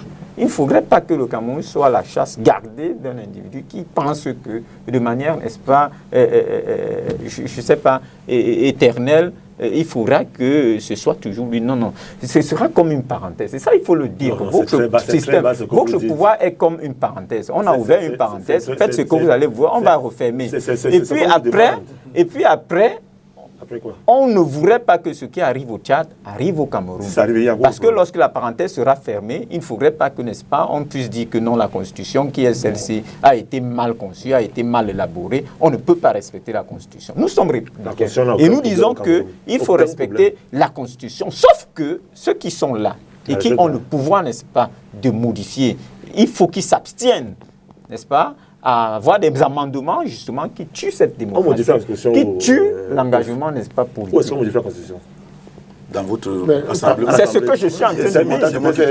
C'est ce que je suis en train de dire. C'est très amusant. C'est ce que je suis en train de dire. Vous savez, même en ce qui concerne le code électoral dont vous parliez tout à l'heure, n'est-ce pas, la plateforme créée au sein de l'opposition, effectivement, a une démarche. La démarche, justement, c'est d'introduire cette proposition de loi au niveau de l'Assemblée. Et le PCRNC s'est affiché à dire que nous sommes prêts à porter, n'est-ce pas, cette proposition au niveau de l'Assemblée. Mais la réalité est telle que l'Assemblée telle qu'elle est aujourd'hui, n'est-ce pas, est obèse en faveur du RDP. Ça, c'est une réalité. C'est même petit. On en voulait plus. Ça, c'est une réalité, oui. Ça, c'est à Vox Actif. Ça, c'est une réalité. Mais, et nous avons dit, n'est-ce pas, nous avons dit, nous travaillons à ce que la donne puisse changer. Et nous allons le faire avec, n'est-ce pas, la participation des populations. Merci, Simplice. Contribuer massivement. Bonne chance. Allez-y pour rebondir. Il vient de dire quelque chose d'extraordinairement intéressante, une chose intéressante. Vous ne pouvez pas penser que vous allez faire une constitution comme celle que vous avez faite, avec votre président du conseil constitutionnel, avec une personne qui a nommé tout le conseil électoral, nommé tout le conseil constitutionnel, et penser que s'il y a vacances aujourd'hui, on va l'appliquer et vous allez rentrer avec les mêmes mécanismes pour pouvoir, n'est-ce pas, refaire les élections que vous avez faites en 2018. Si vous le faites, nous allons vous dire qu'on ne peut pas appliquer cette constitution. Je vous le dis. Et puis je vais vous dire, même quand vous parlez de terrorisme, je vais vous dire qu'en réalité, pour moi, il y a des moments où le terrorisme, c'est la réaction de terroriser. Quand vous terrorisez quelqu'un, je ne le soutiens pas. Mais je dis que le terrorisme peut être aussi la réaction de terroriser. Donc vous ne pouvez pas croire que vous pouvez tailler une constitution comme celle-là, faire un système électoral comme celui que vous avez fait, et penser que s'il y a vacances aujourd'hui, on va aller aux élections avec cette constitution, ça ne passera pas. C'est pour vous dire qu'il faudrait que on ne va pas seulement réviser le code électoral, on va réviser le système électoral et on va même réviser la constitution. Et comme vous ne l'accepterez pas, parce que je t'ai entendu dire tout à l'heure qu'on vole les lois où? Donc vous pensez que si on fait toute cette affaire, on va aller à l'Assemblée et avec votre majorité obèse, vous allez la reconfigurer comme vous voulez, ça ne marchera pas. Si vous faites ça, c'est que vous mettez le Cameroun sur la piste du Tchad. Il faut faire très attention. Et si vous pensez que vous êtes Camerounais, faites très attention à ce que vous faites, parce que le Cameroun n'est pas un mouchoir que vous mettez dans votre poche. Vous n'avez pas acheté le Cameroun. Si M. Biya est président du Cameroun, il est dépositaire d'un pouvoir que le peuple lui a donné. D'accord, vous allez rebondir après, il faut d'abord qu'on écoute. Et je voudrais également lui dire, toi et ceux qui sont derrière toi, et toute ta bande de je ne sais pas quoi, je voudrais vous dire que la réduction de la pauvreté dont vous parlez, même si vous arrivez à réduire la pauvreté, ça ne peut pas suffire, n'est-ce pas, pour vous autoriser à rester éternellement au pouvoir. Pour la simple raison que vous ne pouvez même pas d'ailleurs réussir. Quand vous arrivez au pouvoir, vous avez un programme. Et même si vous êtes l'homme le plus intelligent du monde, quand vous avez fait un mandat, 2 mandats, vous ne pouvez pas continuer à innover. Si vous continuez à rester au pouvoir, vous vous répétez. La preuve, M. Biya ne peut rien nous apporter. Il ne peut pas résoudre la crise anglophone, il ne peut rien faire. Il a déjà fait tout ce qu'il pouvait faire et nous perd du temps, cher monsieur. Une parenthèse qui va se refermer. En une seconde, je suis un être humain. Et autant que je suis né, comme avait dit un philosophe, autant on est né, autant on est assez vieux pour mourir. Si c'est devenu le rêve de nos hommes politiques d'aujourd'hui, ayant échoué par les mécanismes normaux de dévolution du pouvoir, que Biya va mourir, tôt ou tard. Et je souhaite que vous restiez éternellement à vie, vous. Deuxième chose, je voudrais dire à mon ami Kouni que je ne suis pas surpris par votre discours, vous le MRC. C'est ceux qui vous entendent là, qui sont en train de mettre les mains sur la tête à la maison, qui sont surpris quand vous estimez que la réaction du terrorisme est celle d'un terrorisé parce que le pouvoir... Je dis pas un moment. Je dis pas un moment, je n'ai pas dit à tout le coup. Je ne suis pas surpris. Je ne vais pas... Laisse-moi, c'est pas possible. Tu as dit ce que tu as dit. Tu en as compris. Comprends comme tu veux. Et va dire à qui tu veux.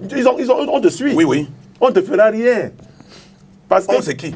Personne ne te fera rien. Et toi, on te fera quoi? Monsieur, j'ai fait quoi? Parce que ce que tu dis là, on te fait rien. Laisse-moi parler. Je vous en prie. Tu dis n'importe quoi, on ne te fait rien. Non, on va se calmer. On va garder le sourire sur le plateau. En ce qui me concerne, que ce soit par un coup d'État, que ce soit par une élection dûment gagnée, que ce soit par quelque mode que ce soit, je sais que vous avez choisi le vôtre. Et c'est pourquoi vous devez vous poser les questions à vous. Si tu viens encore à la télé aujourd'hui, après l'élection régionale qui s'est tenue, après avoir dit... Il n'y a pas élection, il ne faut pas nous fatiguer. Il n'y a jamais eu d'élection au Cameroun, monsieur. Justement. Après avoir... Ce que vous fabriquez là, cessez d'appeler ça élection. J'accepte. Après avoir appelé les Camerounais à marcher, qui a été un fiasco total, tu reviens encore parler aux Camerounais pour qu'ils aillent marcher. Emmanuel, vous ne pouvez pas utiliser les moyens de l'État et dire qu'il y a eu un fiasco. On va écouter le docteur Essomba à présent. En passant, tu étais chez toi ce jour-là. On écoute le docteur Essomba à présent. Je suis surpris que tu sois en train de demander aux enfants de partir dans la rue. Tu étais chez toi assis ce jour-là. Merci. C'est très amusant. Alors donc, ce sont tes enfants. On entame la dernière... Les enfants sont mieux que les enfants des autres qui sont... La dernière ligne de cette émission. Alors, au regard des insuffisances qu'on a pu relever, qui pourraient paraître comme des blocages à des successions démocratiques, à de l'alternance, alors, quelles peuvent être les voies de solution? Comment est-ce que, quelle réflexion peut-on mener, quelle action peut-on poser pour qu'en Afrique francophone notamment, Afrique peut-être centrale aussi, dans les pays où, malgré la volonté démocratique ou alors malgré l'affirmation démocratique dite dans les discours, qu'on puisse la vivre dans le concret à travers l'alternance? Vous savez, la résolution est simple. Il faut écouter le peuple. Parce que la source de la souveraineté émane du peuple. C'est l'une des premières solutions. Parce qu'on se rend compte aujourd'hui qu'une fois porté à la tête de la magistrature suprême, les dirigeants africains ont toujours tendance d'exclure le peuple et de prendre certaines décisions parfois en leur défaveur. Donc, la première chose sera donc d'écouter le peuple, leur désidérata, et d'être près et proche du peuple, si vous me comprenez bien, parce que lorsque vous êtes très éloigné du peuple, il y a des choses qui me semblent importantes dont vous n'avez pas connaissance. Donc, on écoute le peuple comment? Mais écouter le peuple veut dire qu'on ouvre les voies telles que, comment dire, la palabre africaine. C'est-à-dire que, vous savez que, par exemple, il y a que quand on met une constitution en place, on descend, il est prévu dans certains pays, un peu comme au Bénin, où on descend vers le peuple leur expliquer. Dans le code général, il est prévu les comités de quartier. Non, et c'est où? C'est où comment? Depuis un an. Tu as vu un comité de quartier? Avec tous les 33 chefs de quartier. Depuis quand? La démocratie est claire. Charles Elie. L'entente du peuple auprès du pouvoir exécutif de l'Assemblée nationale. La question vous sera posée tout à l'heure. Et vous avez pris en otage Charles Elie. Non, la question vous sera... La question... pris l'Assemblée en otage. Emmanuel Kounié. La question vous sera posée. Laissez le temps de parole. Chacun apportera du sien, s'il vous plaît. Alors, nous sommes là dans la recherche des voies, des solutions, pour que nous ayons une Afrique pas plus comme celle qui est dite maudite. C'est-à-dire qu'il faudrait que les dirigeants africains se plongent vers la bonne gouvernance. Parce que, écoutez, c'est-à-dire la bonne gouvernance, c'est quoi? C'est la mise en place des politiques publiques rationnelles qui puissent permettre à chaque individu de pouvoir bénéficier d'un bien de l'État. Parce que quand vous voyez que, vous convenez que lorsque les biens de l'État commencent à être repartis aux minoritaires en défaveur des majoritaires, ça peut poser un problème. Donc il y a donc les problèmes. Il faut donc restaurer la gouvernance, il faut restaurer la démocratie. Parce que, écoutez, quand un des piliers phares de la démocratie, tel que l'alternance, n'est pas pratiqué dans un pays, nous plongeons là dans un verrouillage démocratique qui peut donc déboucher, comme je l'indiquais tout à l'heure, M. Dipita, depuis 2000, il y a une résurgence d'un phénomène anticonstitutionnel, anticonventionnel, qu'est le coup d'État qui revient en puissance. Tout simplement pourquoi? C'est vrai, dans une logique, dans une exigence constitutionnelle, on se rend compte qu'une manifestation comme le coup d'État est incompatible avec la démocratie parce que ça porte atteinte à l'élection et ça éloigne le peuple souverain.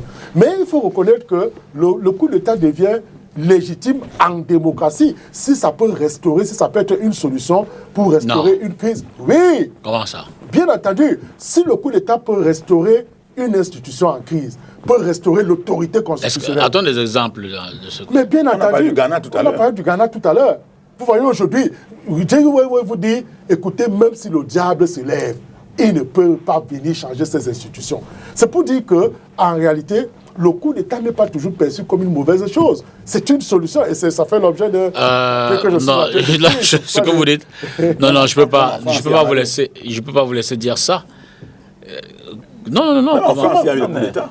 Oui, mais ce n'est pas pour autant que c'est une bonne chose légitime et légale. Rien n'est légitime. Non, ce n'est pas légal. Il n'a pas encouragé ça. Il y a les coups d'État électoraux. Ce sont des faits. On vit des coups d'État électoraux ici tous les jours. En 2018, un coup d'État électoral. Non, là, vous parlez d'autre chose. Il y a une gouvernance qui prépare à ça. Je disais tout à l'heure que, pour Dipita, j'ai indiqué que si les hommes ne peuvent pas changer, les hommes... Ça, je l'ai suivi. Alors maintenant, que les événements et le temps vont le faire. Et voilà donc des événements que nous sommes en train de vivre, ces coups d'État qui reviennent, qui avec puissance. Bon, on les avait jetés aux oubliés depuis. Pourquoi? Parce qu'il y a des verrouillages démocratiques, il y a la malgouvernance, il y a des crises institutionnelles, des crises constitutionnelles, et il y a le tissu économique qui est en train d'être, qui rentre dans une dimension délétère. À partir de là, on ne peut donc encourager nos chefs d'État à respecter le peuple. Et d'ailleurs, ils sont les gardiens du respect de la Constitution. Il faudrait qu'ils la respectent. Vous voyez aujourd'hui, je parlais des révisions opportunistes. C'est Montesquieu qui dit, écoutez, en allant pour réviser la Constitution, il faut y aller avec une main tremblante. Aujourd'hui, vous voyez qu'on y va avec une main vigoureuse. Parce que justement, il faut perpétuer des régimes. Non, écoutez qu'on arrête cela. Et à partir de là, l'Afrique va sortir de l'ombre. Parce que, je l'indiquais tout à l'heure, on est dans un reflux de notre conservatisme africain où on a comme impression que, en dehors de la même langue qu'on partage, on partage les mêmes principes, les mêmes valeurs. Les contestations des élections. On conteste les élections. Il y a la longévité au pouvoir. Il y a autant de choses. Donc moi, je pense que écouter le peuple, faire de la bonne gouvernance, voilà, à mon sens, les clés ou les grilles de lecture qui peuvent permettre que les États africains s'améliorent. D'accord. Emmanuel Kougny. Oui, moi je voudrais dire... C'est la même question. Oui, hein. oui. Nous sommes je voudrais dire que le docteur Luison a dit il faut écouter le peuple. Mais justement, je prends un exemple, je reviens au Cameroun. Quand vous voyez le président Paul Biya aller en France, quand il s'est entretenu avec Ibrahim Mo, parlant de la crise anglophone, dire que les anglophones étaient 20%, les francophones 80%. Et le principe philosophique de départ était de les ramener dans la République. Ça veut dire qu'il fallait les assimiler. Il faut pas. C'est ce que ça veut dire. Non, ça vous en faites une interprétation. Les ramener dans la République, c'est ce que ça veut dire. C'est une interprétation. Moi, j'interprète comme ça, à charge pour voilà, d'accord. Et il termine en disant, et ça n'a pas marché. Et il conclut, et c'est ce qui provoque ce que vous avez vu là. C'est ce qu'il a dit. Si vous voulez regarder, revoyez la cassette. Et quand il a dit ça, il a fini. Il a dit ça, Ibrahim, il est venu. Alors, ça veut dire quoi? Ça veut dire qu'on lui a donné un travail à faire qui n'est pas faisable. Dans le sens qu'on lui a donné. Ça veut dire quoi? Ça veut dire qu'il n'y aura pas de solution, dans le compte, toutes choses restant égales par ailleurs, il n'y aura pas de solution à la crise anglophone, parce qu'on n'écoute pas le peuple, on écoute des gens qui ont posé des principes sur lesquels on est en train de travailler. Et ça, je suis d'accord avec lui, que tant qu'on n'écoute pas le peuple, on va poser des actes qui ne sont pas au service du peuple. Voilà. Et puis, parlant des constitutions, quand vous avez un régime comme celui que nous avons chez nous, qui est fort, qui utilise, n'est-ce pas, la grande muette, qui met toute l'armée, toute la police, toute la force à son service, pour pouvoir, n'est-ce pas, mater l'opposition, affaiblir l'opposition. Tout ce qu'il y a là, quand vous entendez Élise en parler, on ne pourra avoir une constitution consensuelle que si on réussit à établir l'équilibre de la terreur. Et comment? Justement, et c'est pour ça que je suis d'accord avec lui que si les gens ont un autre moyen pour pouvoir amener les autres... Vous prenez un discours dangereux, là. Oui, non, amener les autres à se mettre assis autour d'une table pour qu'on discute et qu'on se respecte parce qu'ils ne respectent personne. Vous parlez, on vous dit, vous n'avez rien à dire. Vous voulez, on dit que vous ne pouvez pas faire ceci. On ne vous a pas donné l'autorisation. Et vous êtes muselé complètement. Alors qu'est-ce que vous voulez que les gens fassent? On sera forcément, à un moment donné, obligé d'avoir une bonne constitution, un code électoral consensuel, quand... D'ailleurs, eux, ils disent que c'est le rapport de force. Ils le disent. Que dans cette affaire, c'est le rapport de force. Alors, c'est l'équilibre de la terreur qui va permettre qu'on puisse se comprendre parce que chacun va avoir peur de l'autre et puis on va se dire. Et c'est pour ça que vous voyez ailleurs, il y a des branches armées, des ci, cela, et puis on dit il faut que tout le monde s'assoie. Tout le monde s'assoit pourquoi? Parce qu'on s'est rendu compte que chacun est capable de poser des actes. Mais comme ils ont confisqué tout, ils ont muselé tous les autres, ils ont dit il n'y a personne en face, l'opposition ne vaut rien. Ils disent tous les moyens de l'État entre leurs mains. Alors, vous voulez que les gens fassent quoi? Ça dit que on ne peut arriver qu'à une implosion avec des affaires comme ça. Et puis, si ce régime s'en va même dans les conditions actuelles, on vous dit qu'il faudrait appliquer la Constitution. C'est pour que ce régime se régénère. Puisque le RDPC va choisir, même celui dont on parlait tout à l'heure, pour dire que c'est notre candidat, ils vont utiliser le même code électoral, la même fraude électorale, et puis, ils auront on ne peut pas accepter ça. On ne peut pas accepter que, s'il y a vacances au pouvoir, qu'on vienne aujourd'hui nous dire qu'avec le même code électoral, dans les mêmes conditions, on doit aller aux élections. Ça, c'est pas possible. Nous, on ne peut pas aller à une élection comme celle-là. Okay. Dans tous les cas, si c'est la même situation, nous allons continuer notre résistance et puis on n'ira pas. Parce que nous ne pouvons plus assister à des mascarades de cette nature. Il faudrait que le Cameroun s'émancipe et que les Camerounais comprennent que ceux qui sont au pouvoir doivent respecter les autres. Ils doivent parler avec les autres. Ils doivent nous dire, est-ce que ce code électoral vous arrange? Merci Emmanuel. Monsieur Dipeta, comme solution, je voudrais d'abord commencer par donner une petite anecdote. Je crois que c'est quelque chose que nous avons tous suivi.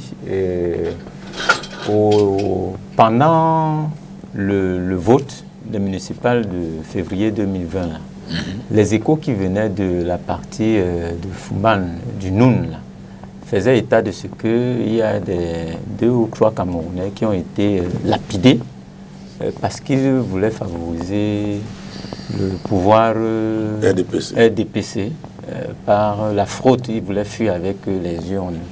Donc ils ont été lapidés à mort. Pour dire en fait qu'il y a des faits. Le professeur disait tout à l'heure, ce n'est pas qu'il encourage la doucherie. Il n'encourage pas. C'est des faits.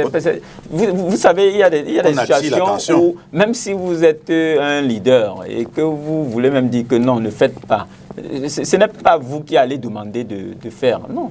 C'est-à-dire que c'est instantané, c'est spontané. Parce que la gouvernance a préparé cela.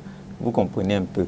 Mais il faudra dire, si je peux convoquer la Déclaration des droits de l'homme, dans son article 16, qui dit que toute société dans laquelle la garantie des droits n'est pas assurée, ni la séparation des pouvoirs déterminée, n'a point de constitution. Donc pour dire en fait que la constitution, c'est ce qui régule.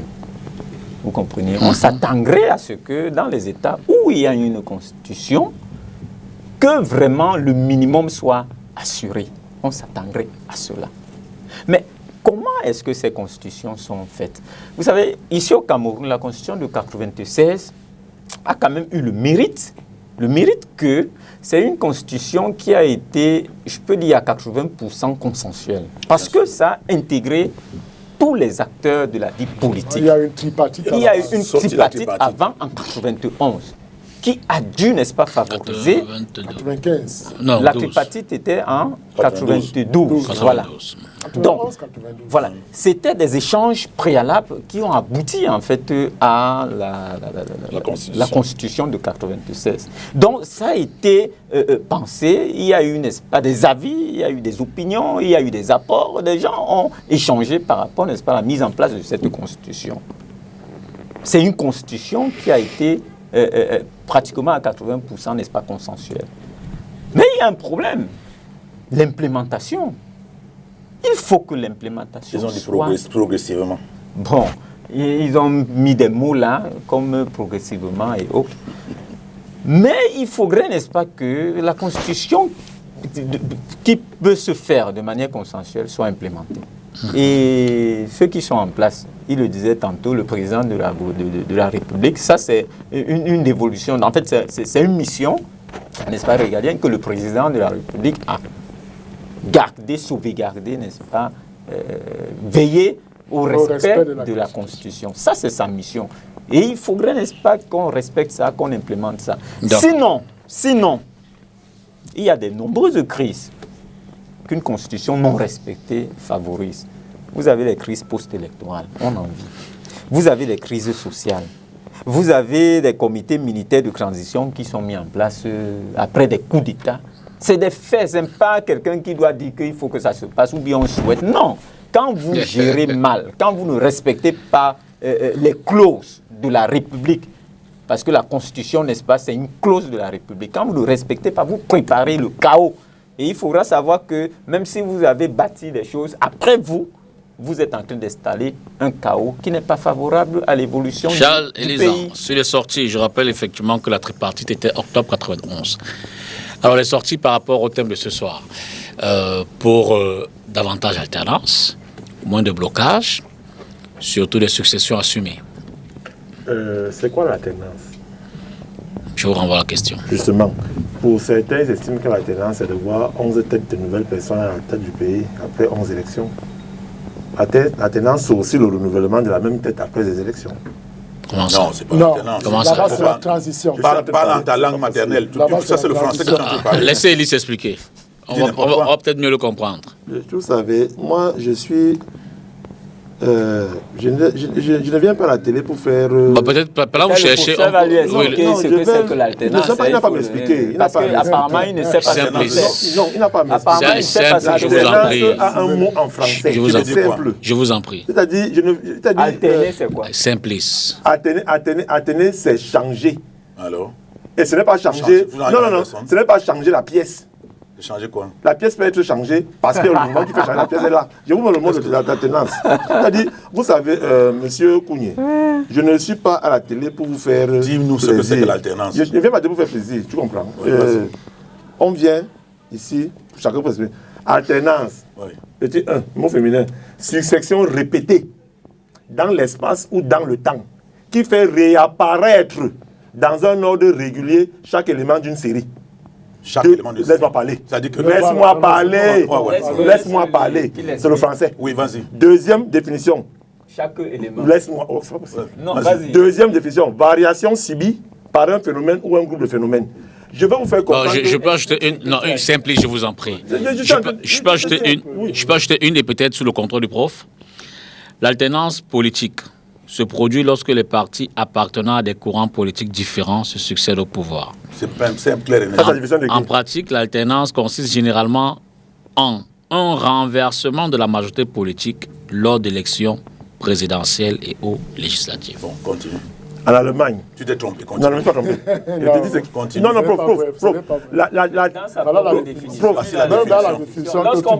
Lorsqu'on parle c'est difficile. faire intervenir les éléments. Les gens nous suivent. Vous n'allez pas développer une violence comme ça. Chaque élément. Ça veut dire que nous pouvons constituer une série ici. Maintenant, il faut faire intervenir chaque élément. Vous comprenez? Ça veut dire que c'est le tour de M. Zang aujourd'hui. Demain, c'est le tour de M. Nyore. Ce n'est pas ça l'alternance. Ce n'est pas comme... C'est la définition que tu as. Ouais, je vous en prie, pas tous à la fois. S'il vous plaît, nous sommes en fin d'émission. Après, on donne à Somba, après, on donne à Diputa. L'alternance, c'est que c'est une compétition qui se joue. Et tous les jours. Oui. L'alternance, c'est justement. Ce que vous faites comprendre. Non, vous n'avez rien à m'expliquer. Paul Biya, c'est pas possible. C'est comment? Tu as parlé, t'écoutais. Non, tu as parlé, je t'écoutais. Paul Biya est président de la République depuis 1982. Tu es déjà sclérosé. Il a pris. C'est normal, quand on a la ménopause politique comme En même temps, le jeu des mots, ils sont de... C'est normal quand on a la Non, je vous en prie, non. La ménopause politique, on a la perte de mémoire. Non, vraiment, regardons l'alternance au pouvoir, l'esprit du vocabulaire souriant. C'est le renouvellement de la même personne au pouvoir à partir des élections. Paul Biya est président de la République et... Emmanuel. Qui ne disent pas de bêtises. Paul Biya. Les enfants nous suivent à la maison. On ne peut pas permettre à ce monsieur. Non. On l'écoute au moins. Mais qu'est-ce qu'il a dit? On l'écoute au moins. Et puis on corrige, non? Allez sur toi. On l'écoute au moins. Allez sur toi. À ce qui me concerne, Paul Biya l'a dit lors de la visite d'Hollande au Cameroun. Sur une question qui lui a été posée, la réponse était toute de sagesse. Ne dis pas au pouvoir qu'il veut, mais qu'il peut. Les élections ont été organisées au Cameroun où il y avait des candidats et où je les battais régulièrement. Point à la ligne. Pour moi, c'est ça l'alternance. L'alternance ne serait pas le fait que quelqu'un soit resté au pouvoir et qu'il n'y a pas eu d'élection. C'est ça qui n'est pas l'alternance. Bon, si c'est pour vous, libre à vous. Voilà. Mais il y a Deuxième chose. Il y a une définition universelle de l'alternance. Je suis surpris qu'on me parle de la tripartite qui serait pour vous, qui a été à un moment donné le bon sens qui a prévu à ce que le peuple s'asseye et que tous les partis discutent pour mettre ensemble une constitution qui arrange tout le monde. Mais la tripartite est venue à l'issue de quoi? À l'issue des mouvements contestataires de 90 qui étaient venus du vent de l'Est. C'est clair. C'est pourquoi la première partie de ma prise de parole, j'ai dit, pour modifier une constitution, il peut avoir soit la voie régalienne que tout le monde connaît via l'Assemblée ou le Parlement, ou alors par quelque chose qui pourra affecter un fait majeur qui puisse créer que les partis s'asseyent et qu'on refasse la Constitution. C'est ce que j'ai dit. Donc, merci, Charles. Si j'ai fini. Mais terminez donc. Mais je t'ai marqué quelque chose de très grave. Quand on me fait comprendre sur un plateau que les coups d'État, je dis bien les coups d'État, sont normaux, le terrorisme est normal. Personne n'a dit que c'est normal. Non. Mais on te dit que ça peut arriver. Tu ne peux pas. Laisse-moi donc parler. Écoutons-le. Tu vas assumer tes paroles. Laisse-moi donc parler. C'est pas toi. Laisse-moi parler. Tu n'interprètes pas mes mots. Ça vient pas de vous? Ce que tu as dit. Non. Tu as dit que quoi? Tu as parlé du terrorisme. Oui, pour ça, parler du coup d'État. Oui, pour ça, j'estime que sur un plateau de télévision, ce qui devrait faire peur à nos enfants qui sont à la maison, c'est qu'on leur fasse comprendre qu'un coup d'État est normal. Okay. Il faut que je dise non. C'est ce que j'ai suivi ici. Que le coup d'État peut être normal et peut être compris parce que ceux qui sont au pouvoir ont mis l'homme au pouvoir. C'est ce qu'on me fait comprendre. Donc on peut tuer, il n'y a pas de pouvoir. Deuxième chose. Merci. Biya fait le coup d'État électoral tous les jours. Deuxième chose. J'entends ici parler du terrorisme. Je ne suis pas surpris que venant de vous, que tu parles du terrorisme. Et je te mets donc à défi. Pour continuer à te faire comprendre que demandez toujours aux gens de sortir. Parce que tout ce qui vous reste pour exister, vous allez trouver aussi... Mais utilisez l'armée. C'est pas votre armée. C'est bon, c'est bon. Merci, monsieur. Le banditisme là va cesser. L'armée n'a pas besoin de monsieur. C'est pas votre armée. Non, l'armée n'a pas besoin de Elie Charles. Non. Emmanuel L'armée n'a Kounié. pas besoin de sortir. Je vous en prie. Tu étais chez toi, couché. Merci. Merci, messieurs. Tu n'es pas les armes. Je donne pour terminer la parole au professeur. Qui est en prison? S'il vous plaît. Charles Elisan. Charles Elisan. Emmanuel Kounié. Pour terminer, prof, je parlais tout à l'heure sur votre contrôle. Évidemment, on ne va pas laisser les téléspectateurs... dans l'ignorance. Bon, je ne veux pas de l'ignorance ou alors dans l'inconformité. Vous allez nous arbitrer, c'est votre expert, en tant qu'expert, là je parle à l'expert, sur l'alternance politique. Il y a alternance lorsque un régime en place est remplacé, par exemple, par un leader de l'opposition. C'est-à-dire, je prends un exemple, Paul Biya va aux élections, il a en face Cabral Libi, Moïse Kamto et bien d'autres. Pour les Allemands, il y a alternance. Charles Elie, ce n'est plus le temps. Non, Charles, je ne suis plus d'accord. Charles Elie, je suis plus d'accord. Charles Elie, monsieur, Charles. Vous avez lu la... Non, s'il vous plaît. S'il vous plaît.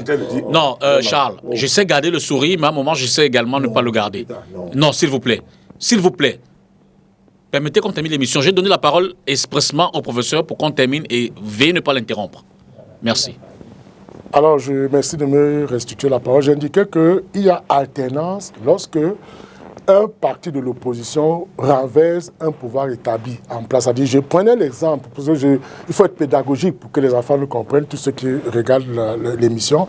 Alors, à une élection présidentielle, le président, le candidat Paul Biya, challenge avec les autres partis des leaders de l'opposition.